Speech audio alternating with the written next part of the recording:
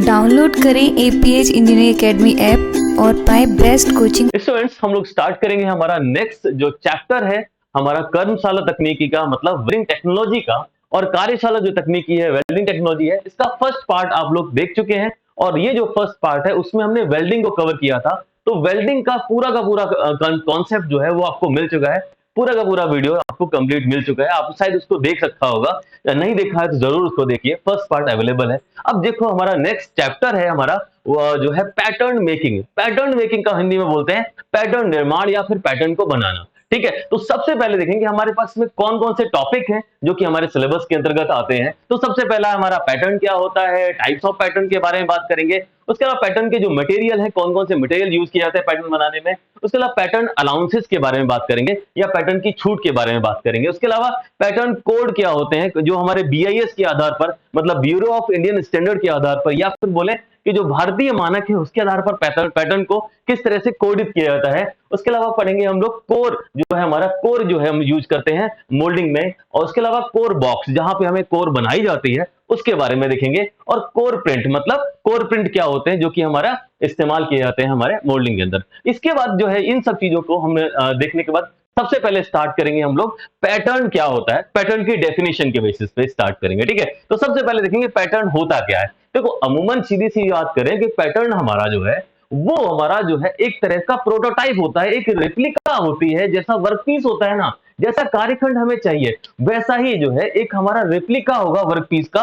और जिसका यूज जो है हम करते हैं जो है मोल्ड कैविटी बनाने में। अब ये मोल्ड कैविटी क्या होता है, ये सब बातें हम बताएंगे। कि एक हमारे पास जो है हमें कास्टिंग करना है, तो हमें पहले एक मोल्ड बनाना पड़ता है। कास्टिंग का मतलब सीधी सी बात यह है कि एक जो है हमारा मोल्टन मेटल, मतलब पिघला हुआ जो है हमारा धातु है, उसको जो है इस्तेमाल करते हैं और सॉलिडिफाई करते हैं, मतलब उसको ठोस बनाते हैं। तो उससे जो हमें प्रोडक्ट बनता है उसी को जो है हम कास्टिंग बोलते हैं। तो हमें एक मोल्ड बनानी पड़ती है, उसको सैंडिंग मोल्ड या फिर अलग अलग तरह की मोल्ड का इस्तेमाल करके बनाते हैं। तो एक मोल्ड बनाएंगे। अब मोल्ड के अंदर जो है हमें जो जैसा पार्ट बनाना है वैसी कैविटी, वैसा जो है प्रतिरूप बनाना पड़ेगा। वैसा ही जो है उसके अंदर जो है खांचा बनाना पड़ेगा। तो वो मोल्ड कैविटी बनाने के लिए हम इस्तेमाल करते हैं पैटर्न को। तो मान लीजिए हमें बेलन बनाना है, तो हमें बेलन जैसी आकृति को बनाने के लिए हमें क्या करना है, उस सैंड के अंदर जो है इस बेलन की आकृति बना के, जिसे पैटर्न बोलेंगे, उसको लगाएंगे और रीमिंग प्रोसेस करके और उसको बाहर निकाल लेंगे। तो कैसा स्थान मिल जाएगा हमें,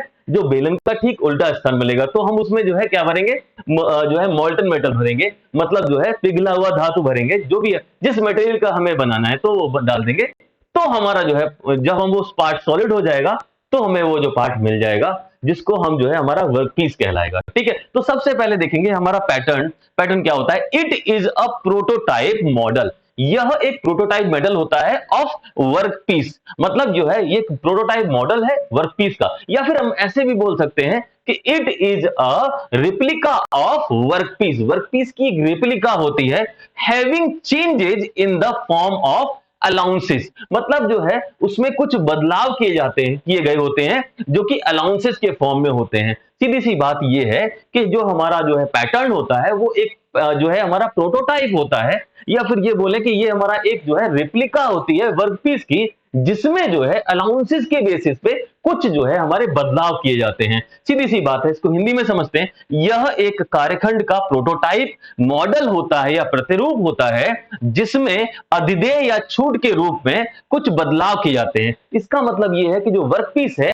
बिल्कुल वैसा ही हमारा जो है, जो हमारा पैटर्न है वो नहीं होगा। ये जरूरी है कि पैटर्न में कुछ बदलाव, जो हमारा वर्कपीस है उससे बने हुए पैटर्न में कुछ बदलाव किए जाते हैं, जिससे उसकी आकृति या फिर आकार थोड़ा सा चेंज हो जाता है। जिसको जो है इसलिए किया जाता है कि जब हम इस पैटर्न का इस्तेमाल करके जो हमारा जो मोल्ड कैविटी बनाएंगे, उस मोल्ड कैविटी में जब हम मेटल का जो हमारा मोल्टन मेटल है, पिघली हुई धातु जो है इसके अंदर डालेंगे, तो वो पार्ट जो है हमारा जब सॉलिडिफाई होगा, जब हमारा ठोस होगा, तो हमें जैसा प्रोडक्ट हमें चाहिए, जैसा वर्कपीस हमें चाहिए, वैसा ही हमें मिल जाए। तो इसलिए जो है पैटर्न में कुछ हमें अलाउंसेस भी दिए जाते हैं। अब हमारा बात पता लग गया कि पैटर्न होता क्या है, कि पैटर्न एक हमारा रिप्लिका होता है, एक तरह से जो है हमारा प्रोटोटाइप मॉडल होता है, जो कि हमें इस्तेमाल किया जाता है कास्टिंग प्रोसेस में या फिर मोल्डिंग प्रोसेस में। ठीक है, तो ये हो गया। अब नेक्स्ट देखते हैं टाइप ऑफ पैटर्न, मतलब पैटर्न के प्रकार। अब पैटर्न कितने प्रकार का होता है, या पैटर्न जो है कितने प्रकार से पैटर्न को हम विभाजित कर सकते हैं। तो ये जो है करीब 8-9 प्रकार के पैटर्न होते हैं। सबसे पहला देखेंगे हमारा सॉलिड, सॉलिड या फिर सिंगल पीस पैटर्न, या फिर हिंदी में बोले ठोस या एकल भाग पैटर्न। जैसा कि नाम से दिखाई दे रहा है ना कि मतलब पैटर्न जो है हमारा सिंगल पीस में है, मतलब एक ही पीस का बना हुआ पैटर्न है, हमें जो है कोई दो चार पीस नहीं, सिंगल पीस में। मतलब अगर मान लीजिए मार्कर का ये वाला पार्ट हमें जो है बनाना है, तो हम क्या करेंगे, इसका बना हुआ एक पैटर्न बना लेंगे। मान लीजिए लकड़ी का बना लिया और लकड़ी का पैटर्न बना लिया, तो ये जो है हमारा सिंगल पीस में ही है। इसको जो है मोल्ड कैविटी में डाल दिया, मतलब एक सैंड से बना हुआ बॉक्स है, उसमें जो है इसको रख के रीमिंग कर दी, मतलब थोड़ा सा ऊपर से ठोक दिया और उसके बाद इसको बाहर निकाल लिया। तो जैसा जगह बनेगा ना वो ये हमारा बिल्कुल ऐसा ही तो बनेगा। तो ये किस रूप में था, सिंगल पीस में था। तो जैसे नाम है एकल भाग पैटर्न, तो जैसा आप डायग्राम देख रहे हैं, मान लीजिए ये हमारी मोल्ड कैविटी है, इस मोल्ड कैविटी में यहां पर जो है हमने सिंगल पीस पैटर्न रख दिया, और जिससे कि जो है हमारा पार्ट जो है यहां पर जब हमारा मोल्ड कैविटी मिलके तैयार हो जाएगी। तो जब हमारा पैटर्न एक ही पीस में हो, मतलब एक ही भाग में हो, या फिर ठोस एक ही भाग में हो, मतलब सॉलिड हो, तो उसे जो है हम बोलते हैं सिंगल पीस पैटर्न या फिर एकल भाग पैटर्न। क्लियर है ना। अब देखते हैं आगे, नेक्स्ट है हमारा स्प्लिट पीस पैटर्न, मतलब विभक्त पैटर्न। अब जैसा कि नाम से है स्प्लिट पीस है, मतलब कोई जो है दो भागों में मिलके बना हुआ है, तो उसे बोलते हैं स्प्लिट पीस या फिर विभक्त पैटर्न। अब ये जो पैटर्न है दो अलग अलग भाग में है, मतलब क्या हुआ, जैसा कि आपको यहां डायग्राम में दिखाई दे रहा है कि ये जो पैटर्न है हमारा, ये हमारा जो है स्प्लिट पीस पैटर्न है। क्या है, एक भाग ऊपर दिखाई दे रहा है और एक भाग ये नीचे दिखाई दे रहा है, तो ये दो भागों में है। तो जब भी हम पैटर्न इस्तेमाल करते हैं किसके अंदर, मोल्ड के अंदर, तो मोल्ड जो है हमारा दो हिस्सों में या फिर तीन हिस्सों में बनाई जाती है।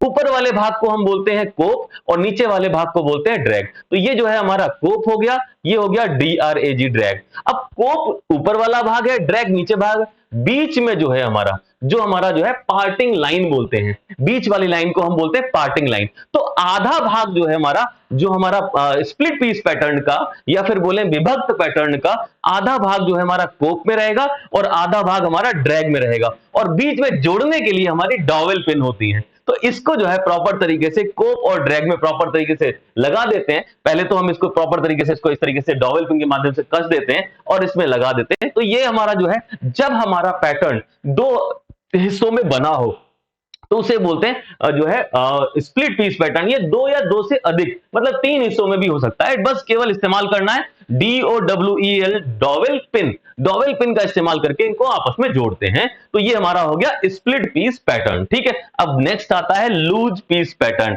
मतलब लूज पीस के रूप में। अब ऐसा पैटर्न जो है कि जो भी हमारा क्या हो, लूज पीस में, मतलब हमारा जो मेन पार्ट है ना, मेन बॉडी है, उससे अलग हो, मतलब उसके अलग हम जो है इस्तेमाल करें। अब जरूरत क्यों पड़ती है, देखिए यहां पे आप डिजाइन देखिए, इसमें यहां पर जो है ये हमारी मेन बॉडी थी, इस बॉडी के साथ ये जो साइड में जो पार्ट दिखाई दे रहा है, ये जो पार्ट है ये हमारा लूज पीस है। तो ये जो है हमारा लूज पीस है, इनको जो है बोलते हैं लूज पीस पैटर्न। अब ये लूज पीस क्यों इस्तेमाल किए जा रहे हैं, क्योंकि जब भी हमने पार्ट इस्तेमाल करना है तो ये तो हमारा मोल्ड जो हमारा मोल्डिंग है, मोल्ड के अंदर आसानी से चला जाएगा, लेकिन ये लूज पीस है ना, ये आसानी से अंदर नहीं जाएंगे। या फिर बोले कि जब हमारा ये जो मेन पार्ट है इसको बाहर निकालेंगे तो ये साइड में लूज पीस जो है हमें चाहिए थे। अगर ये हमारे सॉलिड पीस होते तो इनको निकालते तो पूरा यहाँ पे मोल्ड खराब हो जाता, तो हमें वो आकृति या वो जो है जो शेप नहीं मिलती जैसा हमें शेप चाहिए। अभी हमें कुछ इस तरह की शेप चाहिए, और जिस शेप को हमें प्राप्त करने के लिए इन लूज पीस का इस्तेमाल करना होता है। इसका मतलब यह हुआ कि जब पैटर्न जो है हमारे दो अलग अलग भागों में, या फिर जो है पैटर्न में कुछ ऐसी बाहर निकली हुई आकृतियां होती हैं जो कि जो है हमारे जो है पैटर्न के सिमेट्रिक नहीं होती, या फिर बोले कि पैटर्न में कुछ ऐसे जो है पार्ट होते हैं जिनको एक ही भाग में बनाना, एक ही पार्ट में बनाना आसान नहीं होता है, तो हम क्या करते हैं, उसमें लूज पीस का इस्तेमाल करते हैं। तो पहले ये वाला पार्ट बाहर निकाल लीजिए और फिर जो है साइड वाले जो पार्ट है उनको जो है बाहर निकाल लीजिए स्पोक के माध्यम से, तो इस तरीके से आराम से निकल जाएंगे। तो इसी को बोलते हैं लूज पीस पैटर्न, मतलब ये इस तरह के पैटर्न को जो है लूज पीस बोला जाता है। आगे देखते हैं गेटेड पैटर्न, मतलब द्वार युक्त पैटर्न। अब गेटेड पैटर्न का मतलब यह हुआ कि जब हमें बहुत सारे, मतलब सैकड़ों की संख्या में हमें छोटे छोटे पार्ट हमें बनाने हैं, और वो भी हमें कास्टिंग से बनाने हैं, तो आप क्या करोगे, इतने सारे पार्ट बनाने के लिए क्या करें, बार बार एक एक प्रोसेस करते रहेंगे, नहीं। अब क्या करेंगे कि हम बंच ऑफ जो है हमारे जो है मोल्ड बना, जो बंच ऑफ जो है एक तरह से पूरी तरीके से हमारा जो पैटर्न है बिल्कुल उसको जो है पूरा का पूरा जो है एक ही भाग में बना लेंगे। जैसे कि अब देखिए यहां पर है, ये जो है हमारे क्या है, ये हमारे पार्ट है, ये हमारा पार्ट है, ये हमारा पार्ट है, ये सारे पार्ट हैं। इन पार्टों को बनाना है तो मतलब क्या करेंगे हम, ये पूरा का पूरा जो है गेटेड पैटर्न इस्तेमाल करेंगे। इसमें गेट के माध्यम से, देखो ये हमारे गेटेड है, ये जो हमारे गेट लगे हुए हैं, इन गेटेड पैटर्न के माध्यम से हम जो है इसको जो है मोल्ड में रख देंगे, तो एक ही बार में सैकड़ों पार्ट हमारे बनके तैयार हो सकते हैं। तो इस तरह के पैटर्न को हम बोलते हैं गेटेड पैटर्न या फिर द्वार युक्त पैटर्न। ऐसा द्वार युक्त क्यों बोला? तो ये जो पार्ट आपको दिखाई दे रहा है, ये जो बीच वाला भाग दिखाई दे रहा है, इसको बोलते हैं रनर। यहां पे मोल्ड हमारा का जो मोल्टन मेटल है, पिघली हुई धातु है, वो यहां पे आती है और वो जो है इस गेट के माध्यम से यहां पर मोल्ड कैविटी में चली जाती है। ये जो गेट है इनके माध्यम से इन जो मोल्ड के, ये जो मोल्ड कैविटी है इसमें चले जाएंगे। तो पैटर्न को इस तरह से डिजाइन किया गया कि जो है हमारा पार्ट एक बार में कई सारे पार्ट हमारे बन के तैयार हो जाए और उसमें जो है गेट और रनर और राइजर तीनों का उपयोग किया गया हो। तो इस तरह के जो पैटर्न होते हैं उनको गेटेड पैटर्न बोलते हैं, जिसमें कि एक से अधिक जो है हमारे जो है पैटर्न लगे होते हैं इस तरह के पैटर्न में। ठीक है, अगला है हमारा मैच प्लेट पैटर्न। मतलब मैच प्लेट पैटर्न को बोलते हैं, तो ऐसा समझिए कि मैच प्लेट का मतलब सीधी सी बात है, एक जो है मेटल की प्लेट है, उसके ऊपर जो है हमें अलग अलग आकृतियों के पार्ट बनाने हैं। जैसे स्प्लिट पीस पैटर्न था ना, इसमें क्या है, दोनों जो है सेम ही आकृति के होंगे। मतलब यहां पर जो है टोटल आकृतियां जो है, यहां पर टोटल शेप जो है हमारी सेम रहेंगी। लेकिन मैच प्लेट में ऐसा नहीं होता। This is the match plate. ये जो है मैच प्लेट है, इसके ऊपर अलग अलग आकृतियां, अलग अलग शेप की जो है हमारे पैटर्न जो बाहर है वो यहां पे बनाए जा सकते हैं। तो इसी को बोलते हैं मैच प्लेट। एक ही प्लेट के ऊपर आप अलग अलग जो है शेप के जो है हमारे जो है पार्ट जो है यहाँ पे तैयार किए जा सकते हैं। तो एक बार में इस आकृति का भी बन के तैयार हो सकता है, तो एक बार में इस तरीके का आकृति भी, मतलब एक ही बार में दोनों अलग अलग आकृतियों के पार्ट बनाने हैं तो हम जो है मैच प्लेट पैटर्न का इस्तेमाल करेंगे। बीच में जो है हम ये बोल सकते हैं कि ये हमारा जो है पार्टिंग लाइन है। चलिए आगे देखते हैं स्वीप पैटर्न। देखो स्वीप पैटर्न हमारा क्या है, 2 डायमेंशनल पैटर्न से हमें 3 डायमेंशनल पैटर्न मिल जाए। कैसे? देखो एक हमारे ट्रायंगुलर, मतलब एक जो है त्रिभुजाकार कोई पत्ती है, मतलब एक कोई प्लेट है, तो हम क्या करें, उसको जो है सैंड में लगाइए, मतलब मिट्टी में लगाइए और उसको घुमा दीजिए, तो हमें एक कोन प्राप्त हो जाएगा, मतलब एक शंकु मिल जाएगा। तो क्या किया हमने, एक जो है ट्रायंगुलर शेप की, एक त्रिभुजाकार आकृति की एक जो है हमारी प्लेट थी, तो वो 2 डायमेंशनल प्लेट हो गई। उससे जो है हम उसको घुमा देंगे तो हमारा जो है कोन मिल जाएगा। कोन होता है हमारा 3 डायमेंशनल। ठीक है, तो यहां पर देखिए ये हमारा पास डायग्राम है कि अगर हमारे पास इस तरह की कोई प्लेट हो, उस प्लेट को हम क्या करें, जो हमारी सैंड है उसमें जो है लगा के उसको जो है रोटेट करा दें, घुमा दें, तो हमारा जो है कैसा मिल जाएगा पैटर्न, 3 डायमेंशनल एक कोन मिल जाएगा। तो मतलब यहाँ पे बात करें स्वीप पैटर्न की, तो स्वीप पैटर्न एक ऐसा पैटर्न होता है, या फिर बोले कि स्वीप पैटर्न ऐसा पैटर्न होता है कि जिसमें जो है 2 डायमेंशनल पैटर्न से 3 डायमेंशनल जो है हमारा जो है मोल्ड कैविटी प्राप्त हो सकती है। मतलब सीधी सी बात है, तो 2D से 3D तक बनाया जाता है। सीधी सी बात, आगे बढ़ेंगे। सेगमेंटल पैटर्न, मतलब सेगमेंटल पैटर्न ऐसा होता है कि जो हमारा पैटर्न है उसका जो है आधा भाग या फिर कोई भी पार्ट, कोई सेगमेंट, उसको जो है हम ले लेंगे और जो है स्पोक के माध्यम से, कुछ इसे पकड़ने वाले स्पोक होते हैं, उसके माध्यम से सेंटर पे रख के पूरा घुमा दिया। तो क्या हुआ, अगर मान लीजिए हमें कोई रिंग का जो है हमें पैटर्न बनाना है, मतलब रिंग का जो है मोल्ड कैविटी बनाना है, रिंग के आकार की, मतलब एक जो है छल्ले प्रकार की। ठीक है, तो आप क्या करें, रिंग का एक छोटा सा पार्ट लीजिए और जो है उसको स्पोक में पकड़िए और सेंटर लाइन पे लगा के उसको घुमा दीजिए। पूरी रिंग लेके उसको पूरी रिंग की पैटर्न बना के कोई फायदा तो है नहीं। तो हम जो है यहाँ पे सेगमेंटल पैटर्न में, तो यहाँ पे क्या करते हैं, मान लीजिए ये जो है हमारे पास मोल्ड कैविटी है, इसमें जो छोटा सा पार्ट हमने ले लिया, ये जो है हमारा सेगमेंट बोलते हैं इसको। तो ये हमारा सेगमेंट हो गया। इसको जो है यहाँ पे डॉवेल पिन के माध्यम से इसको पकड़ा और पूरा घुमा दिया इस तरीके से। तो ये घुमाने से हमारा क्या हुआ, पूरे जो है हमारा यहाँ पर मोल्ड कैविटी, एक रिंग के आकार की मोल्ड कैविटी मिल गई। ये जो है हमारे ये जो पकड़ने वाली चीजें हैं, इनको बोलते हैं जो है स्पोक, SPOKE। तो स्पोक बोलते हैं। स्पोक में ये जो है हमारा सेगमेंट पकड़ा जाता है। तो जैसे स्पोक की लेंथ हमारी R हो गई, ये R लेंथ है, सेंटर O है, इसको पकड़ा और इस तरीके से जो है रख के और उसको घुमा दिया। तो जो है हमारा क्या बन गया, हमारा पूरा का पूरा पैटर्न बन के तैयार हो गया। इसीलिए इसको बोलते हैं सेगमेंटल पैटर्न। ठीक है, नेक्स्ट आता है स्केलेटन पैटर्न, पंजर पैटर्न। अब देखो स्केलेटन पैटर्न मतलब वही जो है हमारी अस्थि पंजर होते हैं ना, वैसे ही पंजर है ये।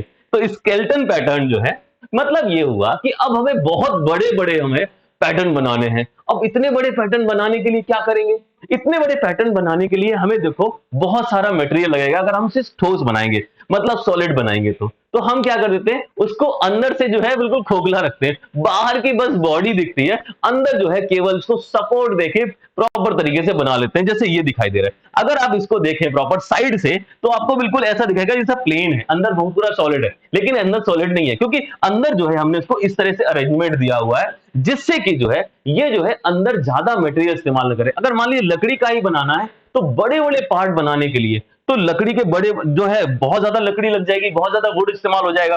तो यहाँ पे क्या करेंगे, अंदर जो है कुछ इस तरह का अरेंजमेंट करेंगे जैसे कि अस्थि पंजर जैसे स्केलेटन टाइप का। तो यहाँ पर जो है हमारा पार्ट जो है हमारा कम जो हमारा पैटर्न है वो कम मटेरियल का इस्तेमाल करके बन जाएगा यहाँ पे। ठीक है, तो ये जो है हमारे अलग अलग टाइप हो गए पैटर्न के। एक और होता है फॉलो बोर्ड पैटर्न। अब उसमें क्या है, जो बाहर निकला हुआ भाग होता है उसको सपोर्ट देने के लिए एक फॉलो बोर्ड का इस्तेमाल करते हैं, उसको फॉलो बोर्ड पैटर्न बोलते हैं। फिलहाल यहाँ पर इतना काफी है।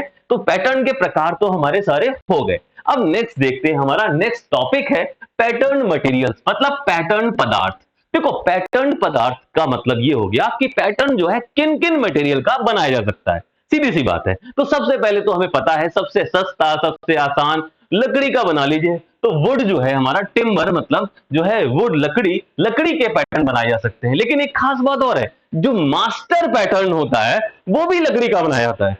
तो यहां पर जो मास्टर पैटर्न होता है उसको लकड़ी से बनाते हैं। मतलब मास्टर पैटर्न क्या हुआ, देखो मास्टर पैटर्न वो पैटर्न होता है जो कि बिल्कुल एक्यूरेट एग्जैक्ट साइज का होता है। मतलब हमें पैटर्न बनाना है तो देखो एक ऐसा पैटर्न बनाते हैं जो बिल्कुल शेप एंड साइज का, जो कि हमें प्रॉपर जैसा शेप एंड साइज चाहिए एग्जैक्टली पैटर्न के लिए, वो जो आकृति हमें चाहिए वो बिल्कुल हमें जो है मास्टर पैटर्न बोलते हैं इसको। उससे जो है एक और पैटर्न बनाएंगे, उस पैटर्न को जो है बिल्कुल उसको नाप नूप के उसके माध्यम से बनाएंगे और उस पैटर्न का उसको भी रख देंगे प्रॉपर, उसको भी यूज नहीं करेंगे। थर्ड पीस बनाएंगे उस फर्स्ट वाले का, एक कॉपी और बनाएंगे, उसका इस्तेमाल करते हैं पैटर्न के रूप में। तो जो पहला रखा गया ना उसी को मास्टर पैटर्न बोलेंगे। जब भी इनकी डिजाइन यूज करेंगे ना, इनकी डिजाइन यूज करते करते कुछ चेंज हो जाती है तो हम जो है पहले वाले से उसको कंपेयर करेंगे कि देखो इसमें कितना चेंज आया, यूज करने लायक है या फिर कुछ बदलाव करने हैं, तो हम इस तरीके से पैटर्न में चेंज कर सकते हैं। तो यहां पर मास्टर पैटर्न हमेशा लकड़ी का या फिर वुड का बनता है। दूसरा हमारा पैटर्न मटेरियल है मेटेलिक पैटर्न, मतलब धातु के पैटर्न बना लो, जैसे हमारा माइल्ड स्टील हो गया, कास्टन हो गया, एल्यूमिनियम हो, कॉपर हो गया, जो भी मटेरियल हमें जो है मेटेलिक पैटर्न जो है बनाने के लिए हमें चाहिए उनका इस्तेमाल कर सकते हैं। लेकिन यहां पर जो है डबल अलाउंसेस दिए जाते हैं, क्योंकि पैटर्न मेटेलिक पैटर्न में वो खुद भी जो है टेम्परेचर के बेसिस पे एक्सपेंड और जो है कॉन्ट्रैक्ट होते हैं। मतलब उनमें भी विस्तार और जो है कमी आती है उनके शेप और साइज में अगर टेम्परेचर बदलता है तो यहां पर डबल अलाउंसेस मतलब डबल छूट दी जाती है, डबल अधिदेय दिए जाते हैं।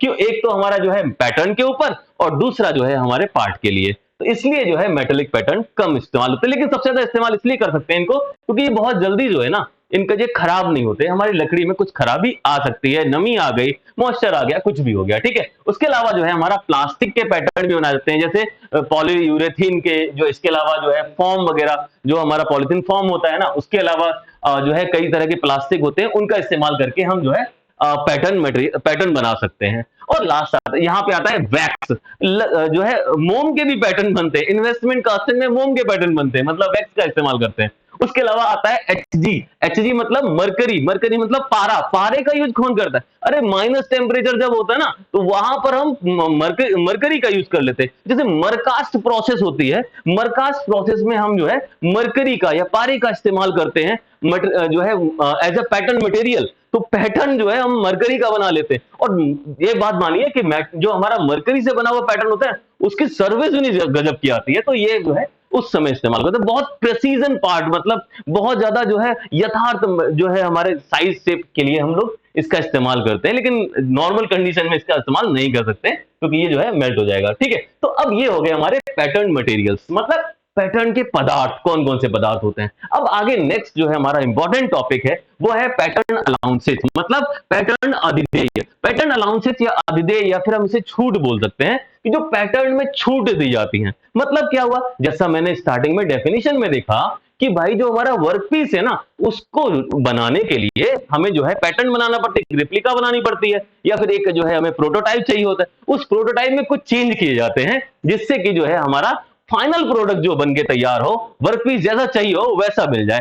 तो क्या है हमारा पहला जो है हमारा श्रिंकेज अलाउंस, मतलब संकुचन अधिदेय या फिर संकुचन छूट। तो पहली जो है श्रिंकेज अलाउंस दिए जाते हैं। अब श्रिंकेज अलाउंस होता क्या है, अब जैसे मान लेते हैं आपने क्या किया, लिक्विड मेटल लिया और लिक्विड मेटल को आपने जो है वहां भर दिया जहां पे आपने पैटर्न लगाया था ना, तो पैटर्न लगाया था, पैटर्न को लगा के निकाल लिया, जगह जो बन गई उसमें हमने लिक्विड मेटल भर दिया। अब लिक्विड अगर हमने क्या किया, अगर हमने जो है पैटर्न को वर्कपीस के साइज का ही बनाया, तो जब हम उसमें लिक्विड भरेंगे, वहां पर जो जगह बनाएंगे पैटर्न के माध्यम से, उसमें जब भरेंगे तो वो जो हमारा मेटल है वो तो हमारा श्रिंक होगा, मतलब संकुचित होगा।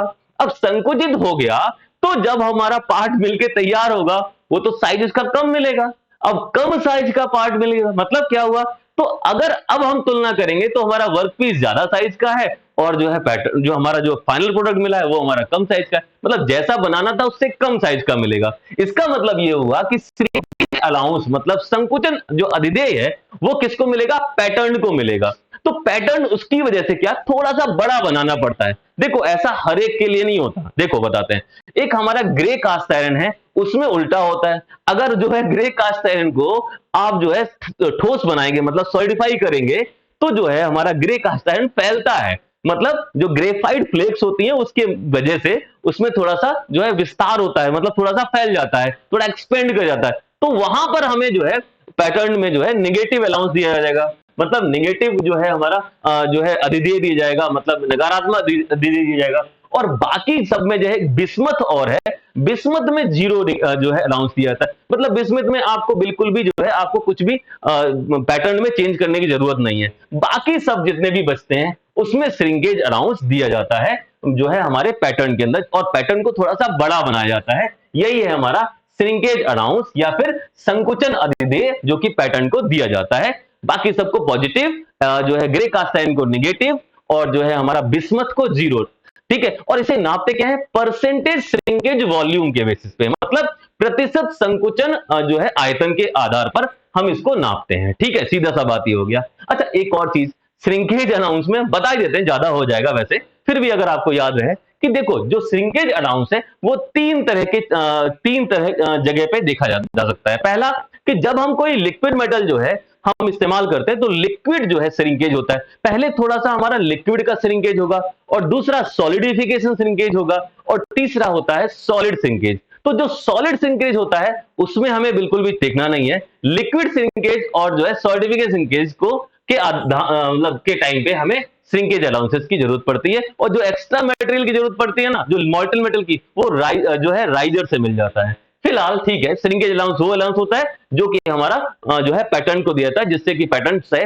सही जो है आकार में हमारा पार्ट बनके तैयार हो, ठीक है। अगला है हमारा ड्राफ्ट और टेपर अलाउंसेस। अब ये ड्राफ्ट और टेपर अलाउंस क्या होता है, अब जैसे मान लीजिए यहां पर थोड़ा सा जगह ढूंढना पड़ेगा।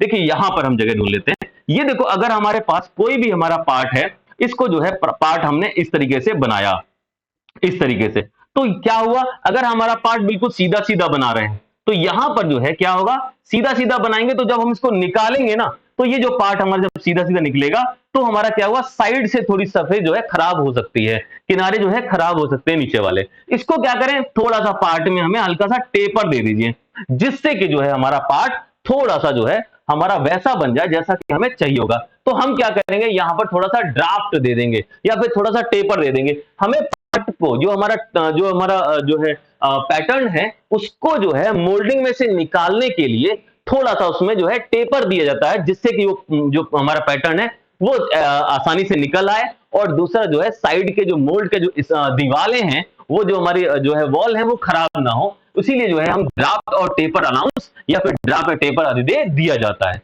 चलिए इतना ही समझे, ठीक है। नेक्स्ट है हमारा मशीनिंग अनाउंस, मतलब मशीनन अधिदेय। अब देखो मशीनन अधिदेय का मतलब सीधा सा बात है, कास्टिंग से बना हुआ प्रोडक्ट जो है हमारा, जो भी हमारा वर्कपीस होगा, वो जो है हमारा कभी भी एकदम प्रॉपर जो है सर्विस फिनिश मतलब पृष्ठ परिष्करण के साथ नहीं मिलेगा। तो अब पृष्ठ परिष्करण के साथ नहीं मिलेगा तो क्या करेंगे, तो हमें जो है उसमें जो है मशीन करना पड़ेगा, मशीनिंग करनी पड़ेगी, जिससे कि सरफेस जो है प्रॉपर तरीके से हम साफ कर सकें। अब जब सरफेस साफ करेंगे और हमने सेम साइज का बनाया तो गया काम से। अब वो पार्ट हमारा मशीनिंग करने के बाद छोटा हो जाएगा।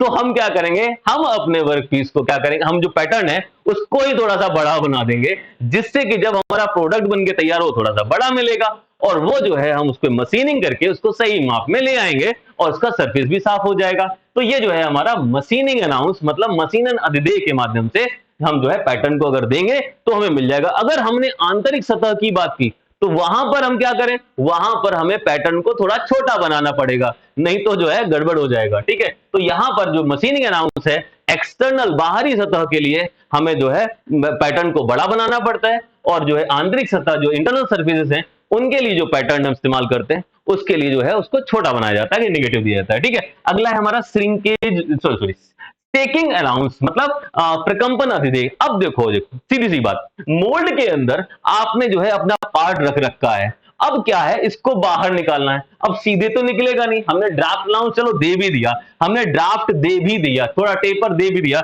लेकिन फिर भी जब भी आप उसको निकालने वाले हो तो उसको एकदम से ऐसे नहीं खींच सकते, आपको हल्का सा सेक करना पड़ेगा, हल्का सा हिलाना पड़ेगा, उसके बाद उसको निकालना है। अब जब भी हिलाएंगे तो बाहर की जो साइड है, जो साइड्स हैं हमारी जो मोल्ड की, वो तो बड़ी हो जाएंगी। तो यहां पर जो सेकिंग अनाउंस है वो मिलता है हमारा पैटर्न को। तो पैटर्न थोड़ा सा छोटा बना दें, जिससे कि सेकिंग करें तो जो एक्स्ट्रा बढ़ रहा है उसको जो है हम जो है उतना ज्यादा जो है साइज ना बढ़े। तो ये सेकिंग अनाउंस है, किस पर डिपेंड करेगा, जो वर्कर काम कर रहा है ना उसके ऊपर डिपेंड करेगा, कितना प्रशिक्षित है आपका जो वर्कर, कितना जो है जानकारी रखता है, तो वो उतना ही उसको हिलानी, तो लेके बस बढ़िया तरीके से उस तरीके से हिला देगा तो सेकिंग अलाउंस बहुत ज्यादा जो है देना पड़ेगा, ठीक है। तो ये हो गया हमारा प्रकंपन अधिदेय, जिसमें कि हम मोल्ड में से जो है पैटर्न को बाहर निकालते हैं, तो उसमें जो है हमारा जो उसको जो है सेक करने के दौरान, जो हमारा जो उसको प्रकंपन करने के दौरान जो उसमें जो है एक्स्ट्रा जो है हमारा जो है पार्ट, जो हमारा जो है साइज बढ़ जाता है, उसको जो है यहाँ पे कम करने के लिए, ठीक है। अगला आता है डिस्टॉर्शन अलाउंस मतलब विरूपण अधिदेय। अब ये क्या होता है, देखो विरूपण अधिदेय का मतलब सीधी सी बात है, हमें पता है कि जब भी हमारा कोई पार्ट, उसको जो है हम सॉलिडिफाई करते हैं और पार्ट का जो शेप है ना वो थोड़ा अलग तरह की है, तो क्या होगा, पार्ट जब सिकुड़ेगा मतलब संकुचित ठोस होगा तो उसकी आकृति में थोड़ा सा बदलाव हो जाएगा, मतलब थोड़ा सा चेंज। मान लीजिए इस तरीके का पार्ट है, कोई हमें वी शेप बनानी है इस तरह की, और इस तरह की वी शेप बनानी है, देखो बिल्कुल इस तरीके का। अब इस तरह की शेप, इस तरह की आकृति का जो है हमें कोई पार्ट चाहिए होगा।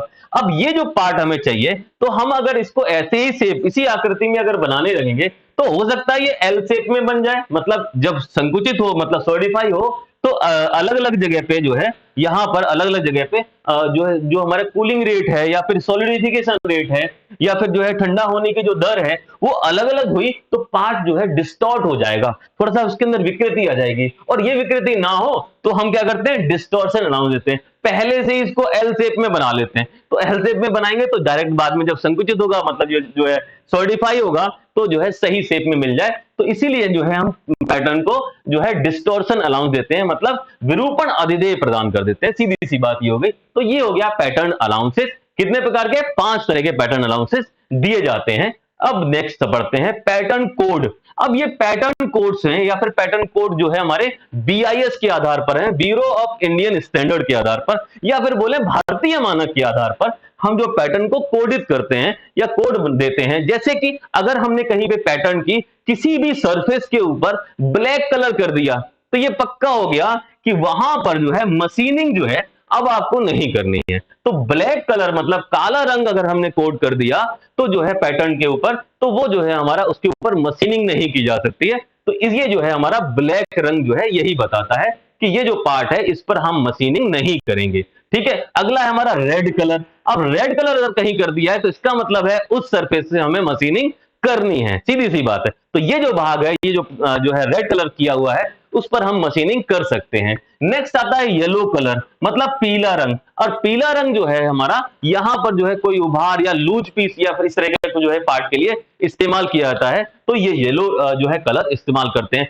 लूज पीस के लिए बेसिकली हमने येलो जो है बेस, मतलब जो है पीला रंग का जो है आधार, और जो है रेड अगर इस पे ऊपर जो है स्ट्रिप खींची हुई है, तो हम उसको लूज पीस जो है पैटर्न के रूप में हम जानेंगे कि यहां पर हमारा लूज पीस पैटर्न लगेगा। यही हमारी जो है कलर कोडिंग होती है, मतलब जो है इन कलर के माध्यम से जो है पैटर्न को कोड कर सकते हैं, कि बता सकते हैं कि कौन सी सरफेस पे हमें मशीनिंग करनी है, कौन सरफेस पे मशीनिंग नहीं करनी है। उसके अलावा जो है हमने जो है किस पार्ट पे हमारा उभार आया हुआ है, किस पार्ट को हम जो है यहाँ पर लूज पीस लगाना है, तो ये सब जो है हमारा पैटर्न के कोड हो जाते हैं इन कलर के माध्यम से। नेक्स्ट हमारा जो इंपॉर्टेंट टॉपिक है, कोर क्या होता है, जो है हम इस्तेमाल करते हैं, जिनको मोल्डिंग के अंदर या कास्टिंग में इस्तेमाल करते हैं, कोर। अब देखिए सबसे बड़ी चीज, कोर जो है हमारी क्या है, इट इज अ डिवाइस। क्या है, यह एक डिवाइस है use to provide internal cavity.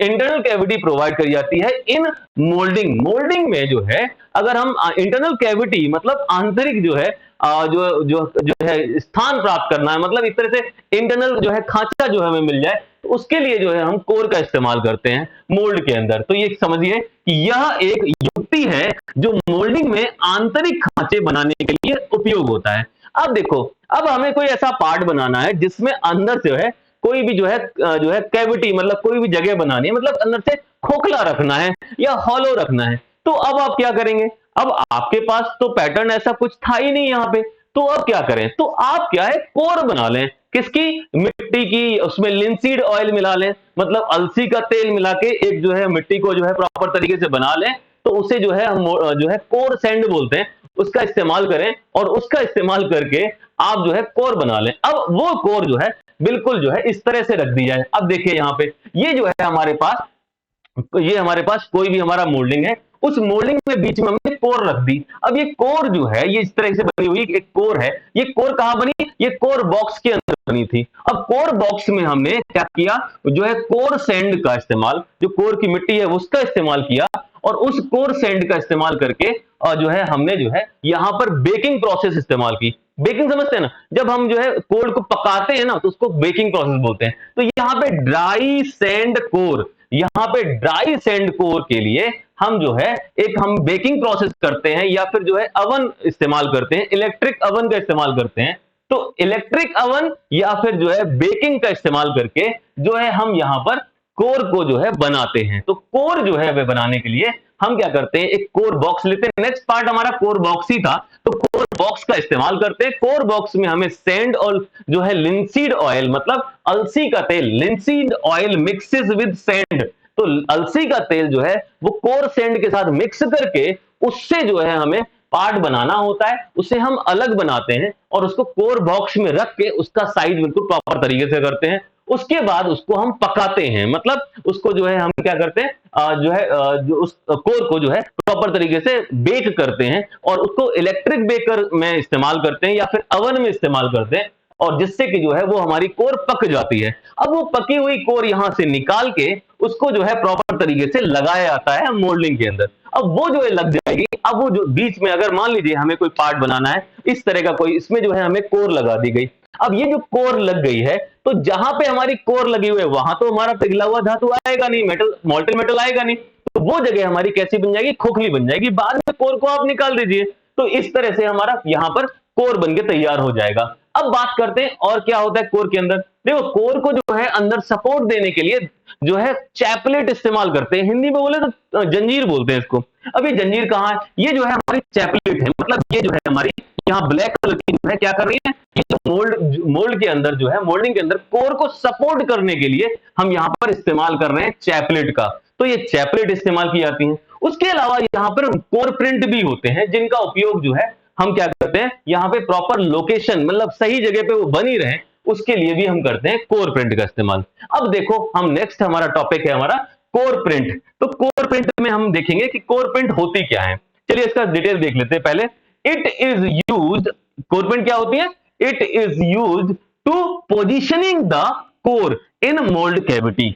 मतलब ये हुआ कि कोर प्रिंट का जो यूज है वो जो है मोल्ड कैविटी के अंदर, मोल्ड कैविटी मतलब जो भी हमारा मोल्डिंग खांचा है उसके अंदर जो है सही पोजीशन पे बनाने के लिए, कोर को जो है सही पोजीशन पे बनाए के रखने के लिए हमें जो है कोर प्रिंट का इस्तेमाल करना होता है। देखो कोर प्रिंट ऐसा कुछ नहीं होता, मान लीजिए जो है ये हमारा एक कोर है, सीधी सी बात है, ये हमारी कोर है, तो इस तरफ थोड़ा सा जो है हम उभार दे देंगे, थोड़ा सा जो है इसका साइज यहाँ पे बढ़ा देंगे, और ऐसे ही जो है दूसरी तरफ भी हम इसका साइज बढ़ा देंगे। तो क्या होगा, ये जो साइज बढ़ जाएगा, ये इसी जो उभार है इसी का जो है उल्टा जो है हमारा मोल्ड में जो है जगह बना देंगे। तो ये जो है उभार बनने की वजह से कोर हमारी खिसकेगी नहीं। अच्छा, ये जो है कहीं खिसकेगी नहीं तो क्या होगा, हमारा जो है सही पोजीशन पे बनी रहेगी। तो इसीलिए जो है इनको जो हमारे उभार बनाए गए हैं इन्हीं को बोलते हैं कोर प्रिंट। देख लीजिए ये रहे, ये साइड में हमने कोर प्रिंट बनाए हुए, ये जो है हमारे, ये क्या है, कोर प्रिंट है, इनको कोर प्रिंट बोलते हैं। कोर प्रिंट क्या करेंगे, ये जो है मोल्ड कैविटी में जो हमारा कोर है ना उसको पोजीशन बनाए रखने के लिए इस्तेमाल करते हैं। तो इसका उपयोग कोर को मोल्ड खांचे में सही स्थान पर बनाए रखने के लिए किया जाता है। तो जो हमारा जो है कोर प्रिंट है वो हमारा कोर को सही स्थान पे बनाए रखता है, सीधी सी बात है। और कोर क्या होता है, कोर होता है जिससे कि हमारा इंटरनल कैविटी जो हमारा जो है हमें बनानी है, आंतरिक खांचे बनाने हैं, तो उसके लिए जो है हम कोर का इस्तेमाल करते हैं। कोर बनती कैसे है, तो कोर जो है हमारी कोर बॉक्स में बनती है, और कोर बॉक्स में जो है हमें कोर सैंड और लिंसीड ऑयल का इस्तेमाल करके हमें जो है कोर बनाई जाती है। इसको हम जो है बेकिंग करते हैं, तो इलेक्ट्रिक बेकिंग के माध्यम से या फिर अवन में इसको बेक करते हैं, पकाते हैं और फिर इसके बाद इस्तेमाल करते हैं। ठीक है, जैसे हमारी जो है ईंट जो होती है ना उसको पकाते हैं, वैसे ही हमारी कोर भी पकती है। ठीक है, तो ये जो है इसके अंदर बन गया। अच्छा, अब देखते हैं हमारे टाइप्स ऑफ कोर प्रिंट्स, मतलब कोर प्रिंट के प्रकार। अब देखो कोर प्रिंट के प्रकार कितने होते हैं, तो एक होता है हॉरिजेंटल कोर प्रिंट, मतलब क्षैतिज कोर प्रिंट। अब क्षैतिज कोर प्रिंट का मतलब सीधी सी बात है, जो कोर है हमारी वो हॉरिजेंटल रखी हुई है तो हॉरिजेंटल कोर प्रिंट हो गया। उसके अलावा वर्टिकल कोर प्रिंट मतलब उदग्र कोर प्रिंट है। उसके अलावा जो है हैंगिंग कोर प्रिंट मतलब बाहर लटकी हुई कोर प्रिंट, मतलब ये जो है पार्टिंग लाइन के नीचे वाले भाग में बनी होती है, तो ये हमारी हैंगिंग कोर प्रिंट हो जाएगी। उसके अलावा बैलेंस्ड कोर प्रिंट होती है, संतुलित कोर प्रिंट, जिसका इस्तेमाल जो है हम तब करते हैं जब हॉरिजेंटल कोर प्रिंट मतलब क्षैतिज कोर प्रिंट जो है वो उसका जो है सही से इस्तेमाल नहीं हो पा रहा है, तो आप जो है बैलेंस्ड कोर प्रिंट का इस्तेमाल करेंगे। तो ये हो गया हमारा ये चैप्टर कंप्लीट। यहां पर जो है पैटर्न मेकिंग, पैटर्न निर्माण में हमने पैटर्न के बारे में पढ़ा, टाइप्स ऑफ पैटर्न पढ़ लिए प्रॉपर तरीके से, उसके बाद पैटर्न के मटेरियल पढ़ लिए, और फिर हमने देखा अलाउंसेज जो है ये जो है प्रॉपर तरीके से देख लीजिएगा, जो है पैटर्न अलाउंसेज दे रही है। उसके अलावा जो है कोर के बारे में पढ़ लिया, यहाँ पर पैटर्न के जो है हमारे कोड हैं उनके बारे में देख लिया, और उसके अलावा कोर बॉक्स, उसके अलावा कोर प्रिंट, और ये जो है टाइप्स ऑफ कोर प्रिंट, ये हमारा यहाँ पे कंप्लीट हो जाएगा। 2 क्वेश्चन यहाँ से आपको मिल जाएंगे। ठीक है स्टूडेंट्स, नेक्स्ट चलते हैं, हमारा नेक्स्ट चैप्टर है हमारा मोल्डिंग और जो है कास्टिंग के बारे में। ठीक है स्टूडेंट्स,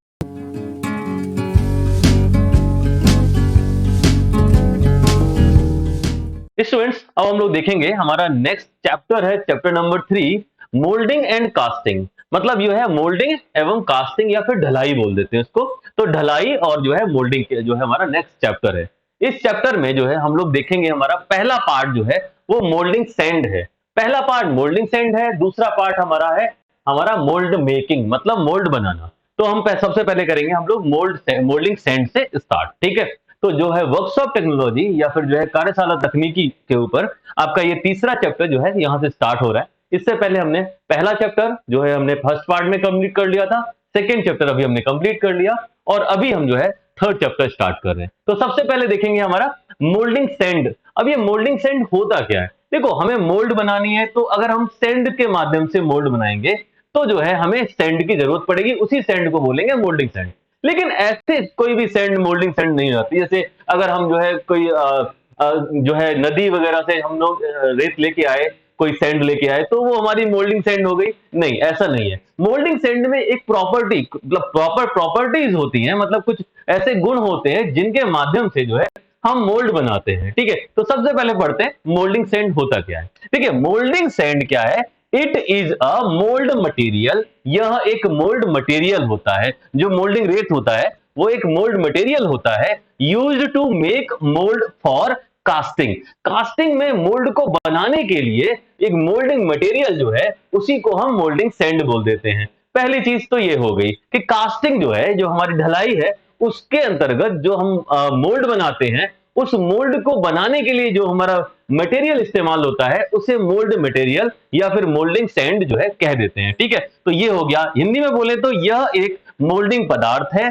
ढलाई के लिए मोल्ड बनाने के इसका उपयोग किया जाता है। एक चीज तो ये हो गई। दूसरी बात, मोल्डिंग सैंड एक्चुअल में ये चीज है कि अगर हमने कुछ ऐसे सैंड ऐसे रेत लिया जिसके अंदर जो कण हैं, जो हमारे पार्टिकल्स हैं, उनका शेप और साइज प्रॉपर इस तरह से हो कि वो जो मोल्डिंग के अंदर प्रॉपर्टी हमें जरूरत है, जो मोल्डिंग के अंदर गुण होने चाहिए, वो गुण हमें, वो प्रॉपर्टी हमें मिल जाए, इस तरह की जो है हमारा मोल्डिंग सैंड होनी चाहिए।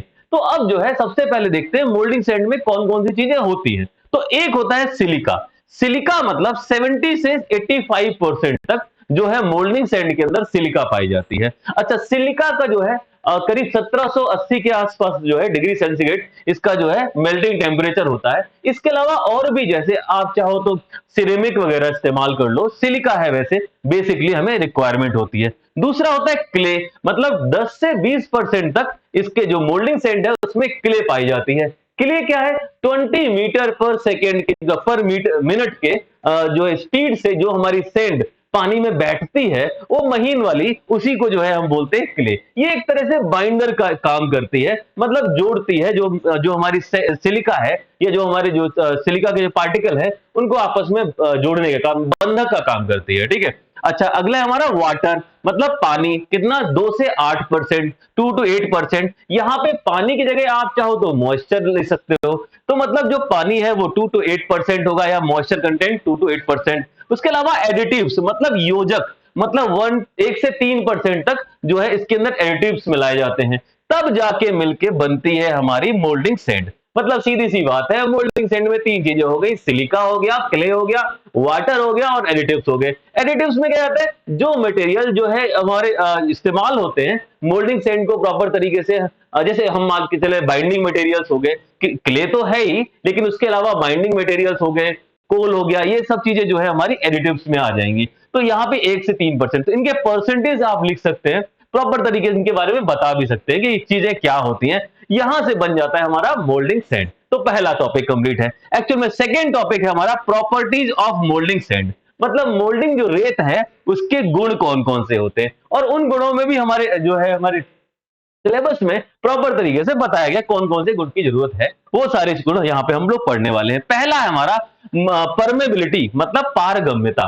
तो परमेबिलिटी की जो प्रॉपर्टी है वो भी हमारा मोल्डिंग सैंड में होनी चाहिए। अब परमेबिलिटी क्या है? It is ability to escape flue gases from mould during जो है कास्टिंग। कास्टिंग के दौरान जब हम कास्टिंग करते हैं ना, तो पिघली धातु, मतलब मोल्टन मेटल जब हम डालते हैं तो बहुत ज्यादा हाई टेम्परेचर पे होता है। अब जैसे इसके अंदर डालेंगे तो वहां पर जो है जो नमी होती है, जो हमारी मॉइस्चर होता है, वो जो है एकदम से निकलने लगता है। अब वो मॉइस्चर है, या फिर ये बोल सकते हैं जो हमारा मोल्टन मेटल है, पिघली धातु है, उसमें से भी तो काफी गैसेस निकली रहती हैं। अब ये गैसेस जब नीचे की साइड में जब हमारा मोल्टन मेटल जाएगा तो वहां से बाहर निकलना है उसको। अब वो बाहर कहां से निकले? कोई तो रास्ता होगा नहीं, ऊपर से और ज्यादा मोल्टन मेटल डाल दोगे आप। तो जो हमारा मोल्ड है जिससे हमने सैंड से मिलकर बनाया, तो वो सैंड के माध्यम से छोटा छोटा जो हमारा रंध्र, वहां पे छिद्र होने चाहिए, जिससे कि जो है हमारा जो गैसेस हैं वो बाहर निकल जाए।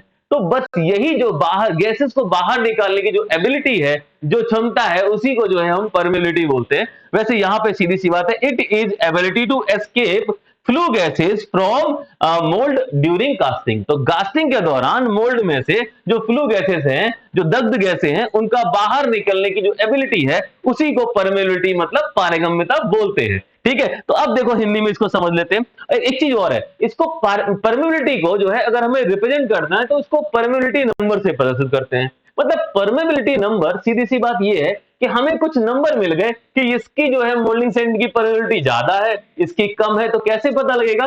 परमेबिलिटी नंबर देख लीजिए सीधे सीधे, तो उससे पता लग जाएगा। तो रिप्रेजेंट बाय परमेबिलिटी नंबर, इसको जो है परमेबिलिटी नंबर से प्रदर्शित करते हैं। आगे देखते हैं। यह गैसों को ढलाई के दौरान मोल्ड से बाहर निकालने की क्षमता है, उसी को जो है हम मोल्ड से बाहर निकालने के लिए जो गैसों को बाहर निकालते हैं, उसी को जो है उसी क्षमता को बोलते हैं परमेबिलिटी। अब जो हमारे मोल्डिंग सैंड कुछ इस तरह से बनी हो कि सारा जो है चौकोर आकृति का हो, इस तरीके से हो, तो सब आपस में सेट हो जाएगा और यहां से कोई भी जो है मटेरियल, जो कोई भी हमारी गैसेज हैं, वो यहाँ बीच में से कहीं बाहर नहीं निकल सकती। अगर हमारी राउंड शेप की हमारे जो है रेत हुआ, मतलब जो मोल्डिंग सैंड हुआ, तो वहां पे बीच बीच में जो है आपको छोटे छोटे होल्स मिल जाएंगे, जिससे कि जो है हमारी गैसेस बाहर निकल जाएंगी। तो हम कह सकते हैं कि अगर हमारा रेत का जो हमारे जो सैंड है, उसके जो पार्टिकल अगर सर्कुलर क्रॉस सेक्शन के हुए, मतलब वृत्ताकार काट के हुए, तो जो है हमारा परमेबिलिटी नंबर ज्यादा आएगा।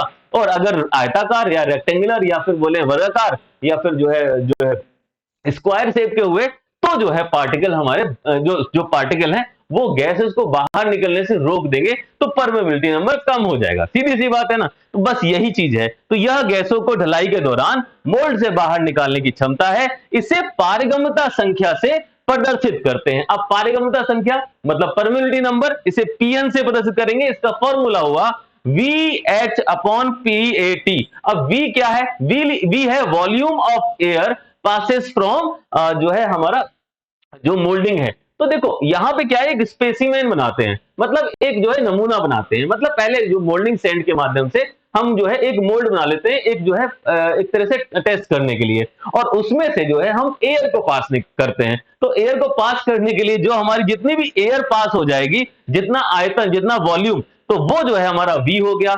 H जो हो गया वो हाइट, कितनी हाइट है हमारे जो है मोल्ड की। उसके अलावा P हो गया प्रेशर डिफरेंस, इधर का प्रेशर और बाहर का प्रेशर कितना डिफरेंस है वो हो गया। A हो गया एरिया, जो हमारा मोल्ड का एरिया है, और T हो गया टाइम, तो कितने टाइम में जो है हमारा जो एयर है वो पास कर गई। तो इस सब से मिलके हमारा एक परमेबिलिटी नंबर या फिर जो है पारगम्यता संख्या जो है यहां से मिल जाएगी। ये जो है हमारा परमेबिलिटी या फिर पारगम्यता। ठीक है, तो आपको समझ में आ गया होगा। नेक्स्ट प्रॉपर्टी हमारी है रिफ्रैक्टरीनेस, मतलब ताप सहता। कितना टेम्परेचर हमारा मोल्डिंग सैंड सहन कर लेगी। क्या जितना टेम्परेचर हमें वहां पे मोल्ड मटेरियल जो हम डालेंगे, जो भी हमारा कास्टिंग मटेरियल जो हम डालेंगे, उस कास्टिंग मटेरियल का जितना टेम्परेचर होगा, क्या उसको सहन कर लेगी? तो उसी को बोलते हैं रिफ्रैक्टरीनेस, मतलब ताप सहता। विदस्टैंड एट हाई टेम्परेचर, मतलब उच्च ताप पर बने रहने की क्षमता, वही हमारी रिफ्रैक्टरीनेस कहलाती है। तो ये जो प्रॉपर्टी है ये मोल्डिंग सैंड में होनी चाहिए, जो हाई टेम्परेचर को भी विदस्टैंड मतलब सहन कर ले। ठीक है, अगला हमारा एडहेसिवनेस, मतलब आसंजकता। आसंजकता, अब देखो एडहेसिवनेस या फिर आसंजकता जो है हमारी, इसका मतलब जो हमारी मोल्डिंग सैंड है उसमें जो एडहेसिवनेस की प्रॉपर्टी हो, मतलब जो मोल्डिंग सैंड है वो प्रॉपर तरीके से एक दूसरे चीजों से बाइंड अप कर सके, मतलब एक दूसरे से जुड़ी रह सके, उनके बीच में एडहेसिव फोर्सेस काम कर सके। इस तरह की प्रॉपर्टी को हम आसंजकता बोलते हैं। और यहाँ पे कोहेसिवनेस है, इसका मतलब मोल्डिंग के जो पार्टिकल है, जो हमारी सैंड के पार्टिकल हैं, वो आपस में भी जो है प्रॉपर तरीके से कोहेसिव हो, मतलब ससंजक हो। तो इस तरह से जो है ये भी प्रॉपर्टी इसके अंदर इंपॉर्टेंट है। उसके अलावा ग्रीन स्ट्रेंथ, अब यहां पर स्ट्रेंथ की बात कर दी, मतलब सामर्थ्य, जो मोल्डिंग सैंड में कैसी कैसी सामर्थ्य होनी चाहिए। तो यहां पर ग्रीन स्ट्रेंथ की बात आ गई। मतलब जो है यहां पर ग्रीन स्ट्रेंथ का मतलब इससे नहीं है कि ये हमारा हरा हरा है, ऐसा नहीं है।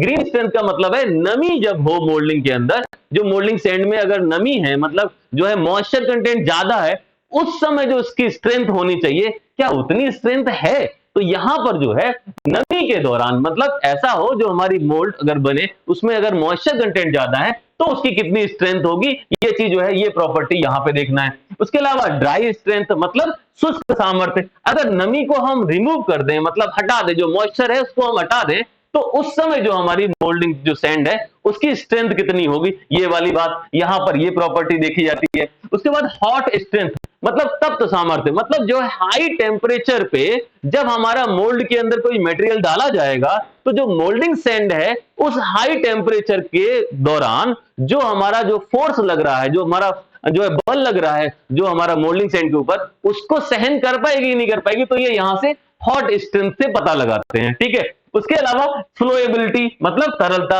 अब हमारी जो मोल्डिंग सैंड है कुछ ऐसी हो कि अगर हम उसको प्रॉपर तरीके से मोल्ड बॉक्स में डालें और वहां पर हम क्या करें, उसको कॉम्पैक्ट करें, मतलब उसको हम जो है दबाएं, रीमिंग करें उसके ऊपर, तो जो है हमारी मोल्ड की जो सैंड है वो प्रॉपर तरीके से सेट हो जाए, मतलब ऐसे फ्लो कर जाए जिससे उसकी डेंसिटी जो है, जो उसका घनत्व है वो प्रॉपर तरीके से बढ़ जाना चाहिए। ऐसा ना हो कि जहां जहां हमने रीमिंग की है केवल ऊपर की लेयर ही जो है हमारी उसमें डेंसिटी हाई हो गई, नीचे जो है मोल्डिंग सैंड जो है वो वैसी की वैसी बनी रही। तो ऐसा नहीं होना चाहिए, मतलब उसकी फ्लोएबिलिटी तरलता उच्च होनी चाहिए, ठीक है। उसके अलावा कोलैप्सिबिलिटी मतलब बांधने की क्षमता।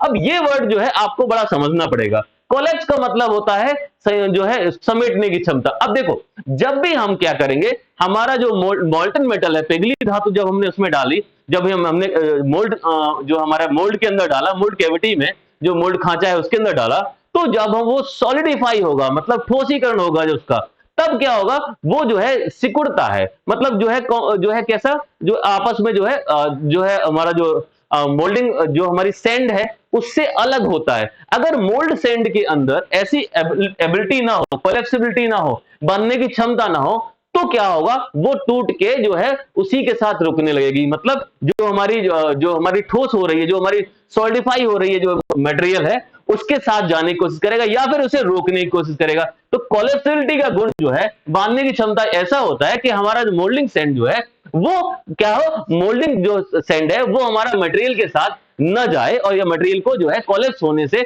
या फिर जो है उसके सिकुड़ने से उसको रोके ना। तो ये जो है इसकी एबिलिटी है कोलेप्सिबिलिटी। तो ये जो है हमारा ये प्रॉपर्टी हो गई सारी की सारी हमारी मोल्डिंग सैंड में कौन कौन सी प्रॉपर्टी होती है उसके बारे में बात कर ली। अब हम देखते हैं next, various type of moulding sand. अब विभिन्न प्रकार की मोल्डिंग सैंड के बारे में समझेंगे, ठीक है। अब विभिन्न प्रकार की मोल्डिंग सैंड कौन कौन सी होती हैं, तो विभिन्न प्रकार की मोल्डिंग सैंड में पहला आता है ग्रीन सैंड। हमने बात करी ग्रीन सैंड, वो सैंड है जिसमें ग्रीन नमृद बोलेंगे इसको, इसके अंदर जो है मॉइस्चर कंटेंट ज्यादा होता है, उसी को जो है ग्रीन सैंड बोलते हैं, मतलब नमी की मात्रा ज्यादा होती है, ग्रीन सैंड कहलाएगी। ड्राई सैंड नमी की मात्रा कम, मतलब शुष्क रेत कहलाएगा। उसके अलावा लूम सैंड मतलब लूम्स रेत वो रेत होता है जिसमें 50% जो है पानी की मात्रा होती है, मतलब यहां पर नमी कुछ बहुत ही ज्यादा, लूम का मतलब दलदल होता है, सीधी सी बात समझे। तो यहां पर जो है जो सैंड है जिसमें की नमी जो वाटर कंटेंट है वो 50% है, तो जो है हमारी लूम सैंड कहलाएगी। उसके अलावा फेसिंग सैंड, अब फेसिंग सैंड वो सैंड होती है जिसकी हेल्प से हमें जो है सरफेस फिनिश अच्छी मिल जाती है, मतलब जो कार्बनियस मटेरियल है, कार्बनिक पदार्थ है, जैसे कोल है, कोल डस्ट है, उसका यूज करके मोल्ड के अंदर जो है, जैसे सीधे सीधा मोल्ड बन गया हमारा, उसके अंदर सैंड से प्रॉपर तरीके से मोल्ड कैविटी बना ली, थोड़ा सा जो है हम कार्बन का मात्रा जो है, कार्बनिक मटेरियल जो है उसको हम छिड़क देंगे, जैसे कि कोल डस्ट जो है उसको छिड़क देंगे, तो कोल डस्ट ही हमारी क्या हो जाएगी, जो है फेसिंग सैंड हो जाएगी, जिससे कि जो सरफेस फिनिश मिलेगी ना, हमारी जो पार्ट बन के तैयार होगा वो अच्छी मिलेगी, इसीलिए इसको फेसिंग सैंड बोलते हैं। अगला है हमारा पार्टिंग सैंड, मतलब पार्टिंग रेत। तो जो हमने बताया ना पार्टिंग लाइन होती है, तो पार्टिंग रेत का मतलब है जब कोप और ड्रैग, मतलब जो ऊपरी भाग और निचला भाग जब मिलाते हैं तो उस समय सैंड डाल देते हैं, उसी को बोलते हैं पार्टिंग सैंड या फिर पार्टिंग रेत। तो ये जो है हमारे विभिन्न प्रकार के मोल्डिंग सैंड हो गए। अब देखते हैं next part, testing of moulding sand, मतलब मोल्डिंग रेत के परीक्षण। अब टेस्टिंग जो है करनी है मोल्डिंग सैंड की परीक्षण करने हैं, तो सबसे पहला परीक्षण आएगा कि भैया उसमें मॉइस्चर कंटेंट कितना है, तो नमी की जो है मात्रा उसको जो है हम यहाँ पे परीक्षण करते हैं उसका, तो जो मॉइस्चर कंटेंट का परीक्षण करना है तो जो है ये एक टेस्ट हो जाएगा। दूसरा टेस्ट हमारा क्ले कंटेंट टेस्ट, कितना क्ले की मात्रा है हमारे मोल्डिंग सैंड के अंदर, तो उसको भी जो है हमें टेस्ट करना होता है, तो उसके लिए ये टेस्ट होता है। और थर्ड हमारा है रिफ्रैक्टरीनेस ऑफ सैंड, मतलब सैंड रेत के अंदर जो है कितनी ताप सहन करने की क्षमता है उसको भी टेस्ट करते हैं, तो ये भी एक तरह का टेस्ट हो गया हमारा मोल्डिंग सैंड के ऊपर। उसके अलावा ग्रेन साइज टेस्ट, मतलब ग्रेन की माप का परीक्षण। अब जो ग्रेन साइज है उसको टेस्ट करने के लिए एक टेस्ट आता है सीव सेकर टेस्ट, सीव सेकर टेस्ट। अब सीव सेकर टेस्ट के माध्यम से ग्रेन साइज का पता लगाते हैं, उसमें अलग अलग साइज की छलनियां लगी होती हैं, ऊपर से आप रेत डालो तो मोटे जो दाने वो ऊपर रुक जाएंगे, बाकी महीन दाने नीचे निकल जाएंगे, तो जो सबसे नीचे पार्ट निकलेगा उसका रेत का साइज पता होगा, सेकंड का पता होगा, तो इस तरीके से हमें प्रॉपर तरीके से जो है पता लग जाएगा कि हमारी जो सैंड है, जो हमारी रेत है, उसके जो एवरेज ग्रेन साइज है वो कितना है, तो यहाँ पे ग्रेन साइज मिल जाएगा, उसका परीक्षण कर लेंगे सीव सेकर टेस्ट के माध्यम से। अगला है केमिकल कंपोजिशन ऑफ सैंड, मतलब रेत का रासायनिक संयोजन। अब यहां पर जो है हमें रेत के अंदर जो है केमिकल कंपोजिशन पता करना होगा कि इसके अंदर कौन कौन से केमिकल हैं जो हमारे रेत के अंदर मिले हुए हैं, तो उसका भी जो है टेस्ट, उसका भी परीक्षण यहाँ पे किया जा सकता है। तो इस तरह से जो है इतने प्रकार के जो टेस्ट हैं वो हमारे मोल्डिंग सैंड के लिए ऊपर किए जाते हैं। चलिए, तो ये हमारा टेस्टिंग वाला पार्ट भी कंप्लीट हो गया।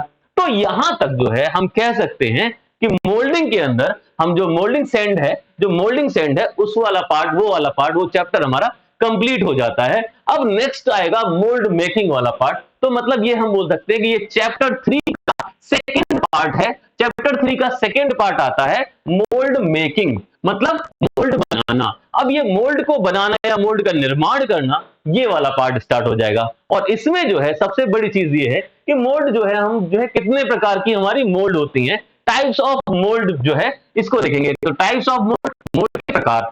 अब मोल्ड के प्रकार कितने प्रकार की मोल्ड होती है? देखो, मोल्ड हमारी दो ही प्रकार की होती है। देखो, पहली चीज हमारी वो मोल्ड जिनको जो है हम लगातार इस्तेमाल करते रहते हैं, मतलब एक बार इस्तेमाल करना नहीं, उसे लगातार इस्तेमाल करते रहते हैं, तो वो परमानेंट मोल्ड हो जाती हैं। एक हो गई हमारी टेम्परेरी मोल्ड, मतलब अभी बनाया, उसके बाद जब पार्ट हमारा बन के तैयार हो गया, तो बना के तैयार होने के बाद उसे निकालना है तो हमें मोल्ड को तोड़ना पड़ेगा, और मोल्ड को तोड़ के हम ना पार्ट निकाल लेते हैं। तो मोल्ड हमारी एक बार इस्तेमाल होगी। तो एक होगी हमारी टेम्परेरी मोल्ड और दूसरी होगी परमानेंट मोल्ड। दो प्रकार की मोल्ड होती हैं। तो टेम्परेरी मोल्ड मतलब अस्थायी मोल्ड, और दूसरी परमानेंट मोल्ड का मतलब स्थायी मोल्ड। तो टेम्परेरी मोल्ड वो मोल्ड होते हैं जिनको एक बार यूज किया जाएगा, उसके बाद उसे तोड़ दिया जाता है। और दूसरी परमानेंट मोल्ड मतलब स्थायी मोल्ड, जिनको जो है लगातार इस्तेमाल किया जा सकते हैं, ठीक है, किया जा सकता है उनको, ठीक है, तो वो हमारी परमानेंट मोल्ड हो जाएंगी। ठीक है, तो ये जो है हमारी दो तरह की मोल्ड हो गई। उसके अलावा जो है यहां पर नेक्स्ट पॉइंट है हमारा मोल्डिंग बॉक्सेस, मतलब मोल्ड बॉक्स। अब ये मोल्ड बॉक्स कैसा होता है? जिसके अंदर आप देखो, मोल्ड बॉक्स बना हुआ है किसी लकड़ी का या किसी चीज का, उसके अंदर हमने सेंड डाला हुआ है, और सेंड डालने के बाद हमने पैटर्न लिया और पैटर्न उसके अंदर लगा के और प्रॉपर तरीके से कॉम्पैक्ट कर दिया।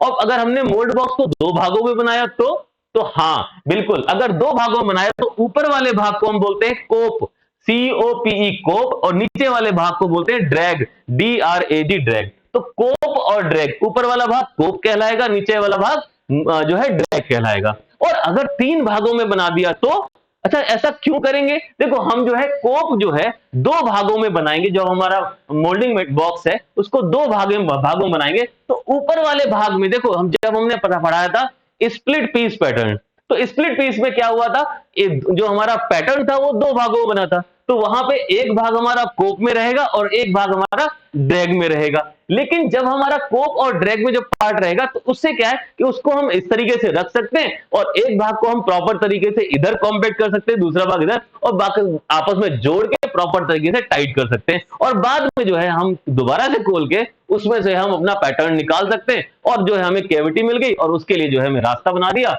जिससे कि जो है हमारा सारा का सारा हमारा जो है मोल्ड जो है तैयार हो जाता है। दूसरी तरफ जो है, अगर हमारे ऐसे पार्ट हो जो बड़े हैं, तो उनको दो तीन भागों में बनाया जा सकता है। तो वहां पर जो सबसे ऊपर वाला भाग कोप कहलाएगा, बीच वाला भाग जो है उसे हम जो है चीक बोलेंगे, CHEE, चीक जो है ये मिडिल पार्ट हो जाएगा हमारा मोल्डिंग बॉक्स का। मतलब मोल्डिंग बॉक्स का बीच वाला भाग जो है उसे जो है हम चीक बोलेंगे। बाकी ड्रैग तो निचला वाला भाग है ही हमारा, तो नीचे वाला भाग ड्रैग कहलाएगा। तो इस तरह से हमारा मोल्डिंग बॉक्स जो है तैयार हो जाएगा। तो इस तरह से मोल्डिंग बॉक्स। अगला जो है मोल्डिंग के बॉक्स के बाद नेक्स्ट पार्ट है हमारा, मोल्डिंग के दौरान कौन कौन से औजार यूज कर रहे हैं, कौन कौन से टूल इस्तेमाल कर रहे हैं। अधिकतर तो हैंड टूल इस्तेमाल करते हैं, तो इसीलिए जो है ये वाला टॉपिक भी जो है मोल्डिंग के दौरान जो हैंड टूल यूज किए जाते हैं, जो हस्त औजार इस्तेमाल किए जाते हैं, उनके बारे में बात करेंगे। ठीक है, तो मोल्डिंग जो है टूल्स के बारे में, मतलब मोल्डिंग औजार कौन कौन से हैं, थर्ड वाला पार्ट है हमारा। तो इसमें सबसे पहला आता है सॉवर, मतलब बेलचा। अब बेलचा बनाना तो आपको आना चाहिए कि बिल्कुल इस तरीके से ऐसे करके बना दीजिए बेलचा, और ये आपका बेलचा बनके तैयार हो गया। यहां पे आप हैंडल लगा दीजिए। तो इस तरह से इसको बोलते हैं सॉवर, SHOVER, सॉवर मतलब बेलचा। तो एक हो गया हमारा जो है मोल्डिंग टूल। इससे के द्वारा क्या करते हैं, इसके द्वारा जो रेत है, जो हमारा सैंड है, उसको जो है मोल्ड के अंदर पहुंचाते हैं। तो जो मोल्ड बॉक्स है उसके अंदर सैंड को पहुंचाने के लिए बेलचा का यूज करते हैं। अगला आता है रेडल। रेडल मतलब छलनी। अब छलनी का तो यूज करेंगे, जो मोटे जो है हमारे पार्टिकल होते हैं उनको, जो मोटे हमारे जो कण होते हैं उनको जो है उसमें से निकालना, तो उसको छलनी बोल दिया। अच्छा, अगला है हमारा रैमर। तो यहाँ पर रैमर का इस्तेमाल करते हैं जब हम अपना जो है कॉम्पैक्टिंग करनी है, मतलब उसको जो है मोल्डिंग सैंड को प्रॉपर दबाना है, तो हम उसके ऊपर रेमिंग करेंगे, तो उसको रैमर के माध्यम से, या फिर एक तरह दुरमुठ बोल देते कई जगह। अब जो भी आप बोलते हो, तो रैमर का इस्तेमाल किया जाता है। अगला आता है ट्रॉवेल। ट्रॉवेल का मतलब क्या हुआ? कन्नी। अब यहां पे क्या हुआ? ट्रॉवेल के माध्यम से हम प्रॉपर तरीके से शेप देते हैं अपने मोल्ड के अंदर। तो मोल्ड जो है हमारे पास है, उसके अंदर जो पार्ट, जो भी हमने पार्ट बनाया, जो भी हमें जगह मिली, उसको हम जो है शेप देंगे, प्रॉपर मतलब प्रॉपर आकृति देंगे, उसी को जो है ट्रॉवेल, कन्नी के माध्यम से। अब कन्नी तो आपको पता ही है कि इस तरीके से जो है हमारी कन्नी होती है। ये छोटी सी जो है ट्रॉवेल हो गई है हमारी, तो इसके माध्यम से जो है हम यहाँ पे जो है यूज करते हैं। और उसके अलावा क्या है? Draw spike. अब देखो, ड्रॉ स्पाइक को मैंने सीधा लिख दिया है, आप जो चाहे समझिए। ड्रॉ स्पाइक होता क्या है? देखो, अब हमारे पास मोल्ड जो है उसको हमने क्या किया, उसमें हमने पैटर्न लगा दिया। अब पैटर्न लगा के हमने रीमिंग कर दी। अब आसानी से तो निकलेगा नहीं, तो क्या करेंगे, एकदम बिल्कुल इसी आकृति का, बता दिया, बिल्कुल इसी आकृति का मेटल का एक जो है टुकड़ा होता है ड्रॉ स्पाइक, उसको लिया और कस के जो है उस पर ठोक दिया। तो जो है इसके बाद क्या हुआ, हमने अपने पैटर्न को खींचने के लिए ड्रॉ स्पाइक का यूज कर लिया। ड्रॉ स्पाइक को पकड़ के हम अपने पैटर्न को मोल्ड में से निकाल लेते हैं। तो सीधी सी बात है, ड्रॉ स्पाइक मोल्ड में से जो है पैटर्न को बाहर निकालने के लिए इस्तेमाल किया जाता है। अगला पार्ट देखते हैं, स्वैब। स्वैब जो है एक तरह का कपड़ा होता है, इसको गीला करके हम मोल्ड के अंदर जो है प्रॉपर तरीके से नमी पैदा कर सकते हैं। इसको प्रॉपर तरीके से जो है मोल्ड के कैविटी के अंदर हम जो है इसको जो है प्रॉपर तरीके से यूज करते हैं, जिससे कि हमारी सरफेस सही हो जाए। तो ये स्वैब जो है एक तरह का डस्टर है, तो उसका उपयोग यहाँ पे किया जाता है, मतलब थोड़ा कपड़ा होता है, सीधी सी बात। उसके अलावा है स्लिक टूल, मतलब स्लिक औजार। अब स्लिक टूल क्या होता है? देखो, स्लिक टूल जो है हमारा, वो इस्तेमाल किया जाता है मोल्डिंग सैंड के अंदर। तो यहां पर जो है सीधी सी बात, यहां पर इतने सारे हमारे मोल्डिंग टूल जो है उनका इस्तेमाल करते हैं। वैसे स्लिक टूल के बारे में थोड़ा बता दें, ये चम्मच के आकार का होता है, और जहां पे हमारा मोल्डिंग सैंड थोड़ा टूट फूट गया है, तो वहां पे उसकी रिपेयरिंग कर देते हैं। तो स्लिक टूल चम्मच के आकार का एक औजार होता है, जिसके माध्यम से मोल्ड के अंदर हमने रिपेयरिंग वर्क कर देते हैं कि देखो कुछ थोड़ा सा खराब हो गया, यहां से हमारा पैटर्न बाहर निकला तो वहां पे टूट गया, तो उसमें जो है हम उसको रिपेयर कर देंगे। तो ये जो है हमारा यहाँ पर जो है पार्ट है, थर्ड पॉइंट कंप्लीट हुआ है। आगे और भी पार्ट है हमारे मोल्ड मेकिंग में, उनको कंप्लीट करेंगे। तो ये जो है हमारा एक तरह से मोल्डिंग सैंड जो है यहाँ पे कंप्लीट हो जाता है। आगे स्टूडेंट्स हम लोग करेंगे हमारा जो है मोल्ड मेकिंग में और भी पार्ट कंप्लीट करेंगे। ठीक है स्टूडेंट्स।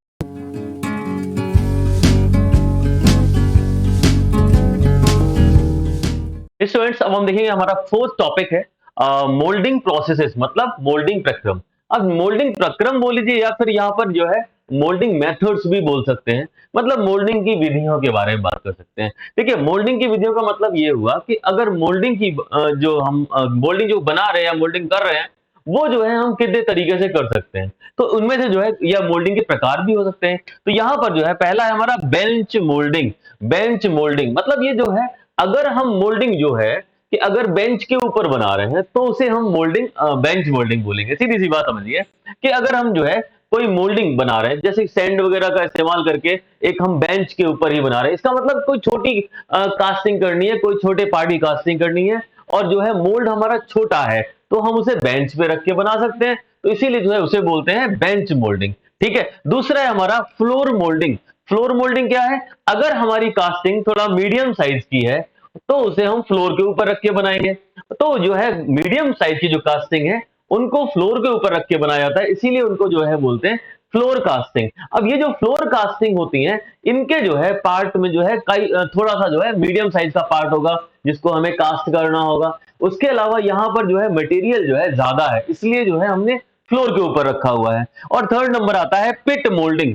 पिट मोल्डिंग का मतलब है, अब जो है पार्ट हमारा ज्यादा बड़ा है, तो हम क्या करेंगे, जो ड्रैग वाला पार्ट है, मोल्ड के दो भाग बताए थे हमने, एक कोप और ड्रैग।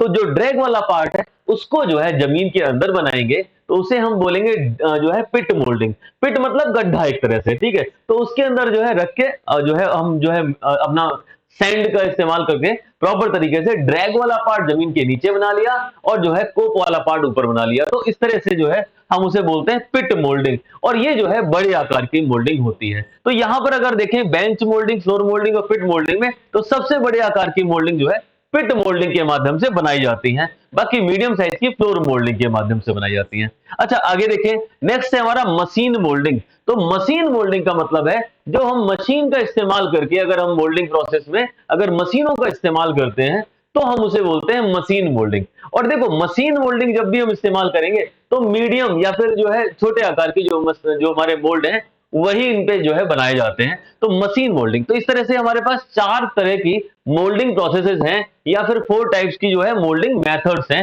हिंदी में बोले तो मोल्डिंग प्रक्रम है। तो इन मोल्डिंग प्रक्रम में अगला वाला पार्ट हमारा आ जाता है मशीन मोल्डिंग में, जो भी मशीनें इस्तेमाल की जाती हैं उनके बारे में। तो अब देखेंगे मोल्डिंग मशीन, जिन मशीनों का हम उपयोग करते हैं मोल्डिंग में उन्हें मोल्डिंग मशीनें बोला जाता है। और उसमें सबसे पहली मशीन है स्क्वीज मशीन, SQUEEZE मशीन, मतलब स्क्वीज मशीन। अब ये स्क्वीज का मतलब है हम दबा रहे हैं, तो इस तरह की मशीन जो है स्क्वीज मशीन कहलाएगी। थोड़ा सा डायग्राम आपको दिखाई देगा, इसमें एक रैम या प्लंजर होता है जिसको जो है हम जो है जो वर्क पीस है, जो हमारा जो है पैटर्न लगा हुआ हमारा पूरा पार्ट है, उसके बैक साइड में जो है इसको दबाते हैं काफी तेजी से। मतलब ये जो प्लंजर या फिर रैम है उसके माध्यम से यहां पर जो हमारा मोल्ड है उसके पीछे वाली बैक वाली साइड को हम क्या करते हैं, काफी ज्यादा प्रेस करते हैं, दबाते हैं, स्क्वीज करते हैं, जिससे जो है मोल्ड के अंदर जो डेंसिटी है वो काफी अच्छी हो जाती है, मतलब मोल्ड हमारा कॉम्पैक्ट हो जाता है।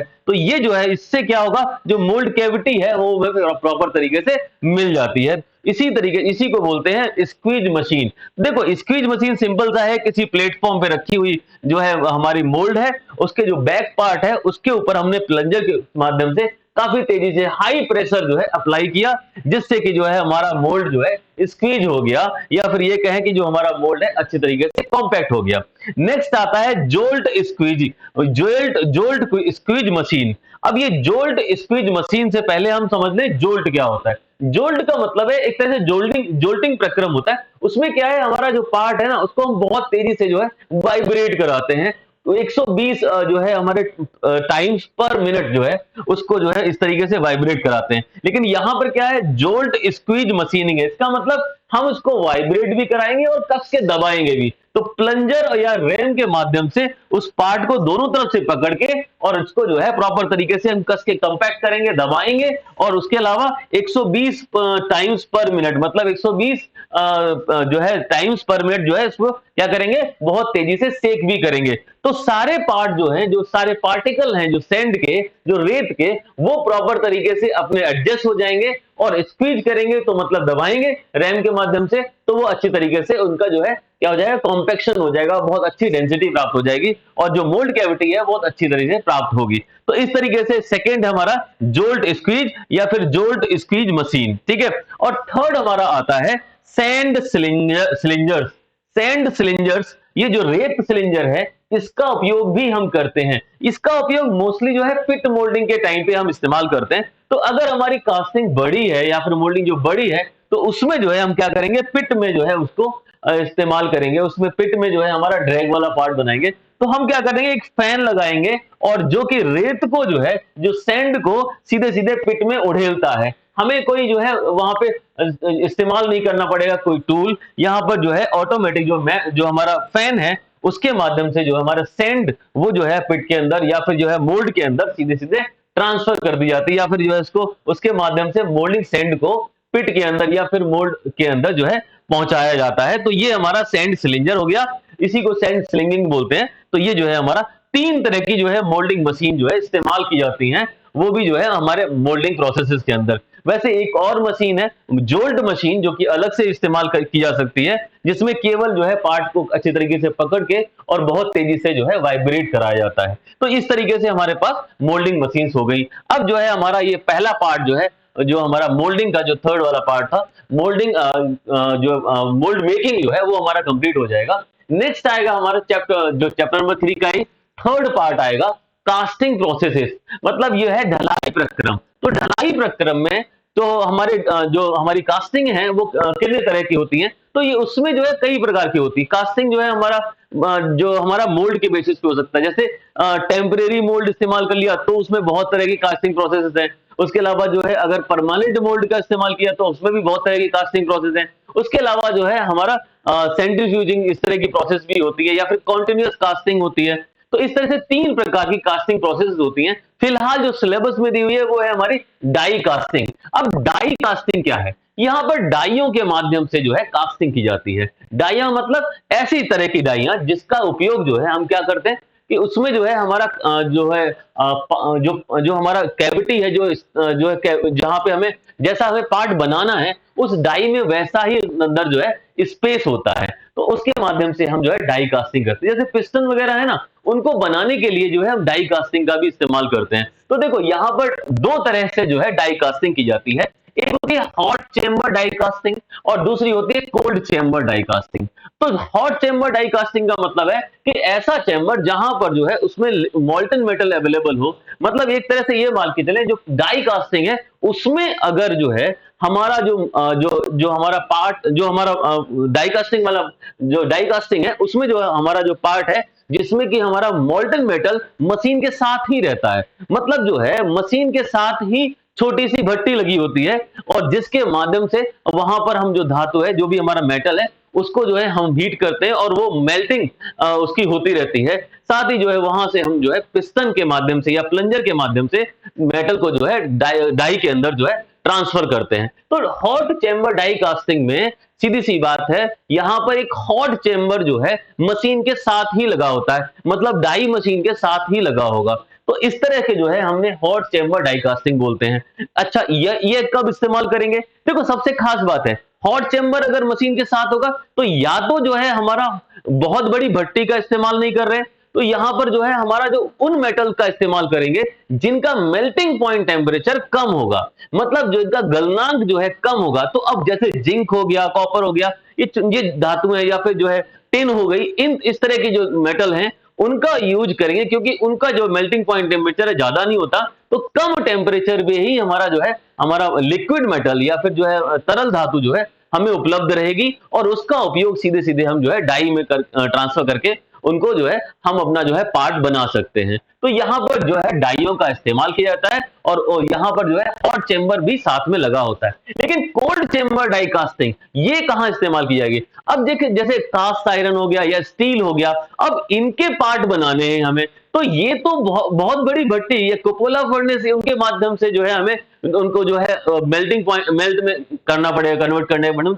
मतलब ये सीधा सा है कि उनको जो है अगर हमें तरल बनाना है या उसको लिक्विफाई करना है या फिर उनको पिघलाना है तो उसके लिए एक बड़ी फर्नेस की जरूरत पड़ती है, जो कि जो है हॉट चेम्बर डाई कास्टिंग में संभव नहीं है। तो अलग से जो है फर्नेस के अंदर हम जो है अपने जो है कास्ट जो हमारा कास्ट आयरन है या फिर स्टील है उनको जो हाई मेल्टिंग पॉइंट टेम्परेचर वाले या उच्च गलनांक वाली जो धातु हैं उनको जो है वहां पर जो है मेल्ट करा के पिघला के वहां से जो है लेके आके हम डायरेक्टली जो है यहाँ पर ट्रांसफर करते हैं और यहाँ कोल्ड चेम्बर में डाल के और पिस्टन के माध्यम से हाई प्रेशर अप्लाई करके हम जो है डाई के अंदर लिक्विड मेटल को ट्रांसफर करते हैं। तो ये हो गया हमारा कोल्ड चेम्बर डाई कास्टिंग। अब देखो सबसे बड़ी चीज, इन दोनों का जो है डायग्राम दिखाएंगे और उस डायग्राम के माध्यम से जो है आप प्रॉपर तरीके से समझ पाएंगे क्या होता है हॉट चेम्बर डाई कास्टिंग और जो है कोल्ड चेम्बर डाई कास्टिंग। तो सबसे पहले देखेंगे यहाँ पर हॉट चेम्बर डाई कास्टिंग का डायग्राम। तो देखो ये डायग्राम है हमारा हॉट चेम्बर डाई कास्टिंग का। अब देखो नीचे यहाँ पे एक प्रॉपर जो है एक पूरी तरह से भट्टी लगी हुई है, वो जो है वहां नीचे की तरफ जो है हमारा जो है आग है या फिर फायर है जिसके माध्यम से हीट प्रोड्यूस कर रहे हैं, हीट उत्पन्न कर रहे हैं और ऊपर जो है हमारा एक टैंक टाइप में है, उसमें जो है मोल्टन मेटल भरा हुआ है। अच्छा, तो यहां पर मोल्टन मेटल भरा हुआ है, उसी में एक अरेंजमेंट लगा हुआ है, इसमें जो है प्लंजर लगा हुआ है। अगर हम प्लंजर को दबाएंगे तो लिक्विड मेटल यहां से ट्रांसफर होके गूज नेक, मतलब एक पाइप होता है, उस गूज नेक के माध्यम से वो जो है सीधे सीधे हमारा किसमें ट्रांसफर हो रहा है? हमारा डाई के अंदर ट्रांसफर हो रहा है। अब डाई में 2 भाग होते हैं, एक जो है फिक्स्ड पार्ट जो है और दूसरा हमारा मूविंग पार्ट है। तो फिक्स जो डाई पार्ट है या फिर फिक्स डाई ब्लॉक है वो तो एक जगह स्थिर रहेगा, जो दूसरा वाला है वो हमारा है मूवेबल, मतलब वो जो है आगे पीछे मूव कर सकता है। उसके माध्यम से जो है यहाँ पर अगर इन दोनों को क्लैम कर दिया जाए और लिक्विड मेटल जो है हम जो है गूंजने के माध्यम से जो मोल्ड कैविटी है या फिर डाई की कैविटी है, जो स्थान है, जो हमारा खांचा है, उसके अंदर ट्रांसफर करते हैं। जैसे ही हमारा पार्ट जो है वहां पर जो हम लिक्विड मेटल वहां पहुंचेगा और वो जो है वहां पर सॉलिडिफाई होगा, उसके बाद उसको ओपन करके मतलब जो मूवेबल पार्ट है उसको हम बाहर खींचेंगे और वहां से जो है पार्ट को बाहर निकाल दिया जाएगा और फिर से बंद करके दोबारा से जो है लिक्विड मेटल ट्रांसफर करेंगे। यहाँ पे समस्या क्या आती है कि गूज नेक जो है धीरे धीरे बार बार ऑपरेशन करते करते गूज नेक जो है हमारा चोक हो जाता है, खराब हो जाता है, बंद हो जाता है, तो इससे जो है उसे चेंज करना पड़ेगा। दूसरी बात, जो जो हमारे मटेरियल जो है लो मेल्टिंग पॉइंट टेम्परेचर है, उन्हीं का ही यहाँ पे यूज किया सकता है। ठीक है, तो ये हो गया हमारा hot chamber die casting. Proper तरीके से डायग्राम देख लीजिए, यही डायग्राम आपको एग्जाम में बनाना है। अच्छा, नेक्स्ट जो है डायग्राम हम आपको दिखाते हैं, इसमें जो है हम आपको दिखाएंगे कोल्ड चेम्बर डाई कास्टिंग के बारे में। ठीक है, तो ये डायग्राम है हमारा कोल्ड चेम्बर डाई कास्टिंग का। अच्छा, यहाँ पे क्या है, यहाँ पर अगर आप प्रॉपर तरीके से देखें तो यहाँ पर कोई भी हमारा जब पास फर्नेस नहीं है, कोई भी भट्टी नहीं है, कोई भी यहाँ पे जो है मेटल को पिघलाने की व्यवस्था नहीं है। यहाँ क्या है, बाहर से मेटल को लेके आए लेडल के माध्यम से, लेडल का मतलब सीधी सीधी एक तरह से जाके जो है उसमें मेटल को लेके आते हैं, लिक्विड मेटल को, और उसको यहाँ पे चेम्बर में डालते हैं और प्रॉपर तरीके से प्लंजर को दबाते हैं। और जैसे ही प्लंजर दबेगा तो जो है हमारा जो लिक्विड मेटल है वो सीधे डाई के अंदर ट्रांसफर करेगा। वहां पे भी फिक्स डाई ब्लॉक और जो है हमारा मूवेबल डाई ब्लॉक जो है, ये हमारा दो पार्ट होंगे। मतलब एक तरह से बोले कि या तो हम ये बोलते हैं फिक्स जो है डाई हाफ, मतलब आधा भाग फिक्स है और आधा भाग मूवेबल है। तो जो हमारा मूवेबल पार्ट है उसको बाहर निकाल के और उसमें से अपना पार्ट निकाल सकते हैं, अगर हमारा ये सॉलिडिफाई हो जाएगा, मतलब ठोस हो जाएगा। तो इस तरीके से जो है हमारा वर्क करता है हमारा जो है कोल्ड चेम्बर डाई जो है कोल्ड चेम्बर डाई कास्टिंग। इसके अंतर्गत इस तरह से वर्किंग की जाती है। तो ये हो गया हमारा हॉट चेम्बर और कोल्ड चेम्बर डाई कास्टिंग के बारे में। तो अब जो है हम नेक्स्ट पढ़ेंगे इन्वेस्टमेंट कास्टिंग। तो इन्वेस्टमेंट कास्टिंग क्या होता है? देखिए, इन्वेस्टमेंट कास्टिंग जो है उसमें क्या है, यहां पर जो वर्ड इस्तेमाल कर रहे हैं इन्वेस्टमेंट, इसका मतलब है कि इसमें कुछ जो है निवेश करना है। अब किस चीज का निवेश करेंगे? तो देखो, यहां पर एक स्लरी होता है, सिरेमिक पूरा घोल होता है, उसको जो है हम अपने जो है जो हमारा पैटर्न है उसके ऊपर लगाते हैं, इसी को बोलते हैं इन्वेस्टमेंट। देखो, इन्वेस्टमेंट कास्टिंग में यहाँ पर इन्वेस्टमेंट जो है हमारा यहाँ पे ढलाई है, उसमें हमारा जो पैटर्न है वो हमारा वैक्स का होता है, मतलब मोम का होता है। अब मोम का जो पैटर्न है, बाद में उसमें कैसे उसमें से वैक्स को निकाल दिया जाता है, तो उसको बोलते हैं लॉस्ट वैक्स प्रोसेस। ठीक है, मतलब जो है हमारा जो वैक्स है उसको जो है खत्म कर दिया गया। इस तरह की प्रोसेस जो है यहां पर इस्तेमाल की जाती है इन्वेस्टमेंट कास्टिंग के अंदर। ठीक है, यहां समझते हैं। एक एल्यूमिनियम का डाई होगा, एक एल्यूमिनियम का डाई होगा, उसमें लिक्विड मेटल को हम डाल देते हैं और लिक्विड मेटल उसके अंदर लिक्विड वैक्स को डाल देते हैं। मतलब लिक्विड वैक्स मतलब पिघला हुआ जो है हमारा मोम जो है, उसको हमने प्रॉपर तरीके से डाल दिया और यहां पर डालने के बाद उसको हमने सॉलिडिफाई कर लिया, मतलब ठोस कर लिया। उसको जो है हमने जो है जब सॉलिडिफाई कर लेंगे उसको फिर बाहर निकाल के लाएंगे, तो इस तरीके से हमें सॉलिड वैक्स का एक ब्लॉक मिल जाएगा। जैसा हमें डिजाइन चाहिए वैसी हमारी डाई के अंदर हमारा यहाँ पे वैक्स जो है प्रॉपर तरीके से सॉलिडिफाई हो जाएगा। अब ये डिजाइन जो हमें मिल गई, जो वैक्स की जो मोम है वो सॉलिड वैक्स मिल गया, इसी को हमारा पैटर्न बोल सकते हैं। तो पहले तो हमने पैटर्न बनाया एल्यूमिनियम के डाई के अंदर, उसके बाद इस पैटर्न को हमने स्लरी के अंदर डाल दिया। किसके अंदर? स्लरी के अंदर। ये एक घोल है, इसमें स्लरी में क्या होता है, सिलिका फ्लोर होता है। मतलब सिलिका जो है हमारा उसका जो आटा, या फिर एक तरीके से बोलते हैं कि सिलिका जो है सिलिका जो है पाउडर फॉर्म में होता है। और उसके अलावा जो है इथाइल सिलिकेट बाइंडर का भी इस्तेमाल करते हैं। इसके अंदर इथाइल सिलिकेट बाइंडर और पानी मिला होता है। तीन चीजें मिली होती हैं, silica floor, ethyl silicate binder और तीसरा जो है हमारा वाटर। तो बाइंडर का यूज तो हम जानते हैं बाइंडिंग के लिए करेंगे, और ये हमारा एक तरह से ऑर्गेनिक बाइंडर होता है, और यहाँ पे सिलिका फ्लोर होता है। इन तीनों चीजों का घोल जो है उसी को हम स्लरी बोल देते हैं, SLURRY। तो स्लरी हो गया, इसके अंदर स्लरी डाल। अब स्लरी के अंदर जो है हमने अपना सॉलिड वैक्स जो है वो डाल दिया। अब ये जो ब्लॉक जब इसमें डाल दिया, जो पैटर्न हमने डाल दिया इसके अंदर, तो क्या होगा, थोड़ी देर बाद इसके ऊपर लेयर जम जाएगी। किस चीज की? जो स्लरी है वो जो है सूख जाएगा। तो इस तरीके से स्लरी की जो है एक लेयर जम गई। तो इस लेयर को जो है हम ये बोलते हैं सिरेमिक सेल। इसके ऊपर एक सिरेमिक सेल जो है डेवलप हो गया। इसको हम हीट अप भी कर सकते हैं। जैसे ही हीट करेंगे तो जो हमारा वैक्स है उसको हम यहां से बाहर निकाल सकते हैं। इसमें थोड़ा सा पिन होल करके हम वहां से जो है लिक्विड जो है हमारा वैक्स, जो पिघला वैक्स है उसको, जो मोम है उसको बाहर निकाल लेंगे। तो हमें क्या मिलेगा? तो हमें इस तरीके से एक प्रॉपर सेल मिल जाएगा। मतलब जो हमारा जो सेल है, जो हमारा सिरेमिक था, सिरेमिक सेल जो है हमें प्रॉपर मिल जाएगा, अंदर से खोखला रहेगा, मतलब क्योंकि इसमें से हमने जो है जो वैक्स है उसको निकाल दिया है। अच्छा, ये जो खोखला है इसके अंदर हम जो है लिक्विड मेटल को डाल सकते हैं। जैसे ही हमने लिक्विड मेटल डाला तो अंदर लिक्विड मेटल जाने की वजह से, मतलब जो पिघली धातु जो उसके अंदर डालेंगे तो जो है अंदर जो है स्पेस में, वहां पर जो है जो जगह है उसमें जो है लिक्विड मेटल भर जाएगा, और फिर जो है अगर सॉलिडिफाई हो गया, मतलब ठोस हो गया, तो जो है बाहर का सेल जिसे हम तोड़ देंगे और जिसकी वजह से हमें एक फाइनल प्रोडक्ट हमें इस तरीके से मिल जाएगा। तो ये जो है हमारा पार्ट जो है मिलके तैयार हो गया। अब इस पार्ट के अंदर खासियत क्या होगी, इन्वेस्टमेंट कास्टिंग में इतनी सारी चीजें क्यों करी, हम तो जो है hot chamber, cold chamber, die casting से भी तो बना सकते थे, लेकिन यहां पर जो पार्ट बन रहा है ना उसकी सरफेस फिनिश बहुत अच्छी है, उसके अलावा उसकी एक्यूरेसी जो है बहुत अच्छी है। तो ये जो पार्ट है, ये जो है एरोप्लेन के पार्ट वगैरह को बनाने के लिए इन्वेस्टमेंट कास्टिंग प्रोसेस का जो है इस्तेमाल किया जाता है। याद रखना, इसमें जो पैटर्न है वो हमारा वैक्स का होता है, मोम का, हिंदी में बोलते हैं इसको निवेश ढलाई। अच्छा, ये जो है एक प्रकार की जो है टेम्परेरी मोल्ड कास्टिंग है, मतलब इसमें जो है मोल्ड हमारा कैसा है, टेम्परेरी है।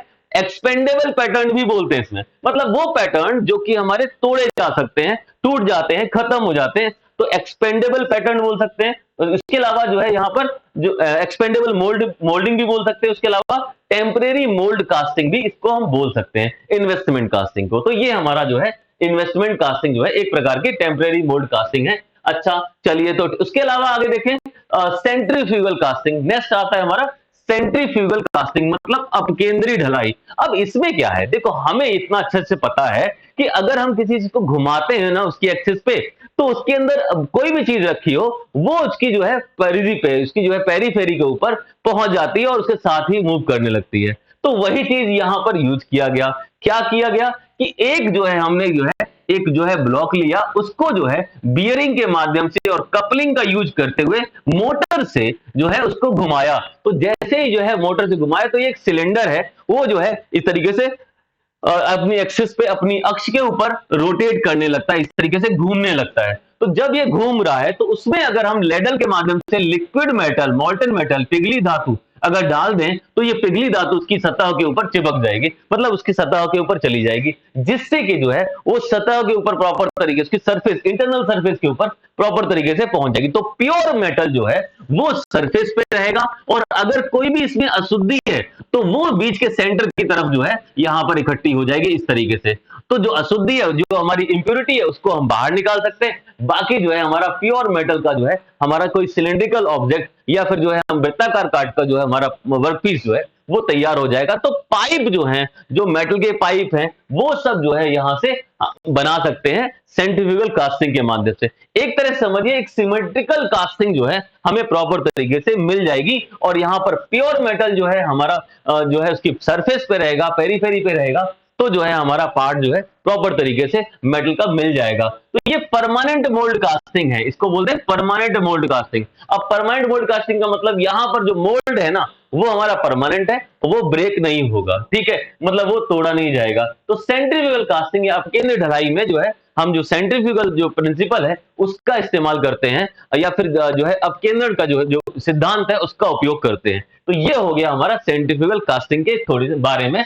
इसके अलावा ये जो पार्ट जिससे कि हम जो है लेडल बोलते हैं, जिसके माध्यम से हमें लिक्विड मेटल डाला जाता है, तो उसको भी जो है 20 डिग्री से ज्यादा जो है हम झुकाते नहीं है, तो 20 डिग्री से कम जो है एंगल पे ही जो है इसमें धातु उड़ेली जाती है, धातु डाली जाती है, मेटल को जो है ट्रांसफर किया जाता है किसके अंदर, कास्टिंग के अंदर। सीधी सी बात है। तो ये सेंट्रीफ्यूगल कास्टिंग हो गई। अगला जो है हमारा नेक्स्ट पार्ट होगा हमारा थर्ड चैप्टर का ही। तो थर्ड चैप्टर का नेक्स्ट पार्ट है, यहां पर फोर्थ पार्ट है, इसको इस पार्ट का नाम है getting and riser system.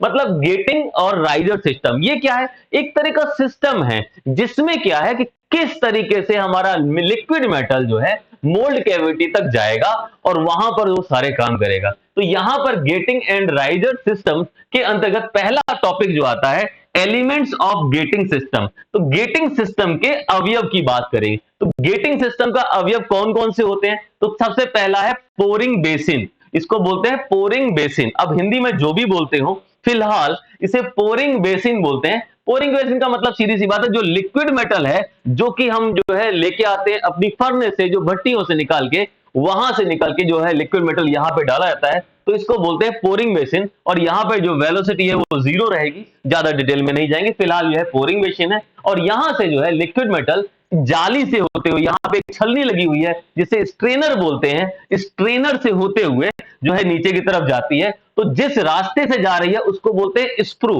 Hindi में भी स्प्रू बोल सकते हैं, स्प्रू जो है बोलेंगे इसको। ये जो पाइप है एक तरह से बोल सकते हैं, इसको जो है स्प्रू बोला जाएगा। और इस स्प्रू से होता हुआ यहां पर नीचे की साइड में स्प्लैश कोर से जाके टकराएगा। ये स्प्लैश कोर जो है वो जो है हमारी सिरेमिक की बनी होती है यहाँ पर, जिससे कि नीचे वाली जो सतह है ना वो खराब ना हो, वो टूटे ना। तो यहां से जो है स्प्रू के माध्यम से स्प्लैश कोर पे टकराते हुए यहां से इस पाइप के माध्यम से आगे बढ़ती है, इसको बोलते हैं रनर। तो ये जो रनर के माध्यम से आगे जाता है, रनर के आगे वाले भाग में क्या लगा होता है, स्किम बॉब लगा होता है, इसे बोलते हैं SKIMBOB, scheme Bob. Scheme Bob क्या करता है, जो हमारे हाई डेंसिटी जो है इंप्यूरिटीज हैं और लो डेंसिटी इंप्यूरिटीज हैं, मतलब उच्च जो है, जो हमारा जो है घनत्व वाली जो हमारी अशुद्धियां हैं और निम्न घनत्व वाली अशुद्धियां हैं, उनको यही पकड़ लेता है। तो स्किम बॉब जो है वो जो है जो अशुद्धियां हैं, जो है हमारी इंप्यूरिटीज हैं, उनको जो है यहीं पे अरेस्ट कर लेता है, रोक लेता है। उसके बाद जो लिक्विड मेटल है वो यहाँ गेट के पास जाता है, इसे बोलते हैं गेट। ये जो है हमारा जहां पे हमारा मोल्टन मेटल, जो पिघली धातु जो है मोल्ड केविटी में गिरने वाली होती है, उससे पहले जो पार्ट होता है उसे गेट बोलते हैं। तो गेट का उपयोग करते हैं to regulate the flow of molten metal. तो पिघली हुई धातु का जो है फ्लो को रेगुलेट करने के लिए जो है गेट का इस्तेमाल किया जाता है। तो यहाँ पे गेट लगा होता है। उसके बाद यहाँ पे मोल्टन मेटल जो है मोल्ड कैविटी में भरता जाता है और यहाँ पर ऊपर की तरफ चढ़ने लगता है। यहाँ पर जो है हमारा, इसे बोलते हैं राइजर। तो यहाँ पे हम चढ़ा देते हैं। देखो जहां पे हम मोल्ड कैविटी में बात करें तो यहाँ पे लिक्विड मेटल की मात्रा ज्यादा रखी जाती है, क्योंकि जब हमारा लिक्विड सॉलिडिफिकेशन होगा या फिर सॉलिडिफिकेशन जो है हमारा यहाँ पे होगा, तो उसके दौरान जो है हमें लिक्विड मेटल की जरूरत पड़ेगी, क्योंकि जो हमारा मेटल है वो हमारा सॉलिडिफाई होगा, मतलब ठोसीकरण जब उसका होगा तो वो जो है हमारा, उसका जो है संकुचन होगा, मतलब जो है कॉन्ट्रैक्शन होगा। तो उस समय हमें लिक्विड मेटल चाहिए होगा, वो हमें राइजर से मिल जाएगा। और राइजर के अंदर वाली सतह, सरफेस के ऊपर जो है यहाँ पर इंटरनल सरफेस के अंदर एस्बेस्टस की सीट लगी होती है। जैसे जो भी हमारा मेटल है ना, वो जो है यहाँ पर जाए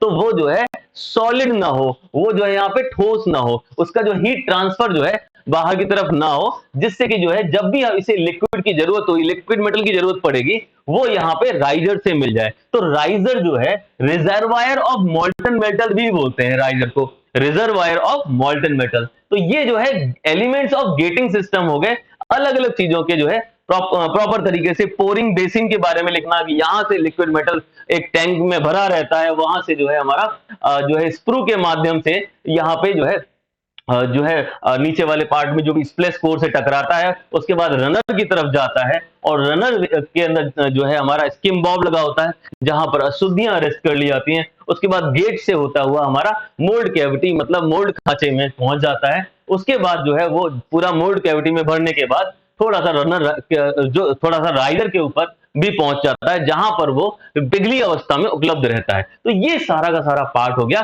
गेटिंग सिस्टम के एलिमेंट्स या अवयव की बात करें तो। यहां तक जो है हमने कंप्लीट करा दिया। नेक्स्ट अगर आप देखें तो कुछ फर्नेसेस के जो है डायग्राम या फिर प्रकार जो है वो आपको देखने होंगे। उसमें जो है कुपोला फर्नेस हो गया, पिट फर्नेस हो गया, इनको जो है प्रॉपर तरीके से देख लीजिएगा। उसके अलावा जो है हमारा कास्टिंग डिफेक्ट का पार्ट रह गया है। कास्टिंग डिफेक्ट मतलब कास्टिंग में जो है जो हमारे डिफेक्ट आ जाते हैं उनके बारे में आपको देखना पड़ेगा, कैसे उनकी टेस्टिंग करी जाती है, कैसे वो पता लगाए जाते हैं, वो भी आपको देखना है। तब जो है जाके आपका 3rd चैप्टर कंप्लीट होगा। ठीक है स्टूडेंट्स, तो आज यहीं तक।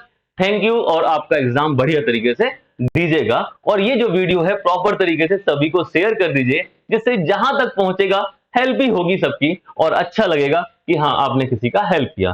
Thank you students. डाउनलोड करें APH इंजीनियरिंग एकेडमी ऐप और पाएं बेस्ट कोचिंग।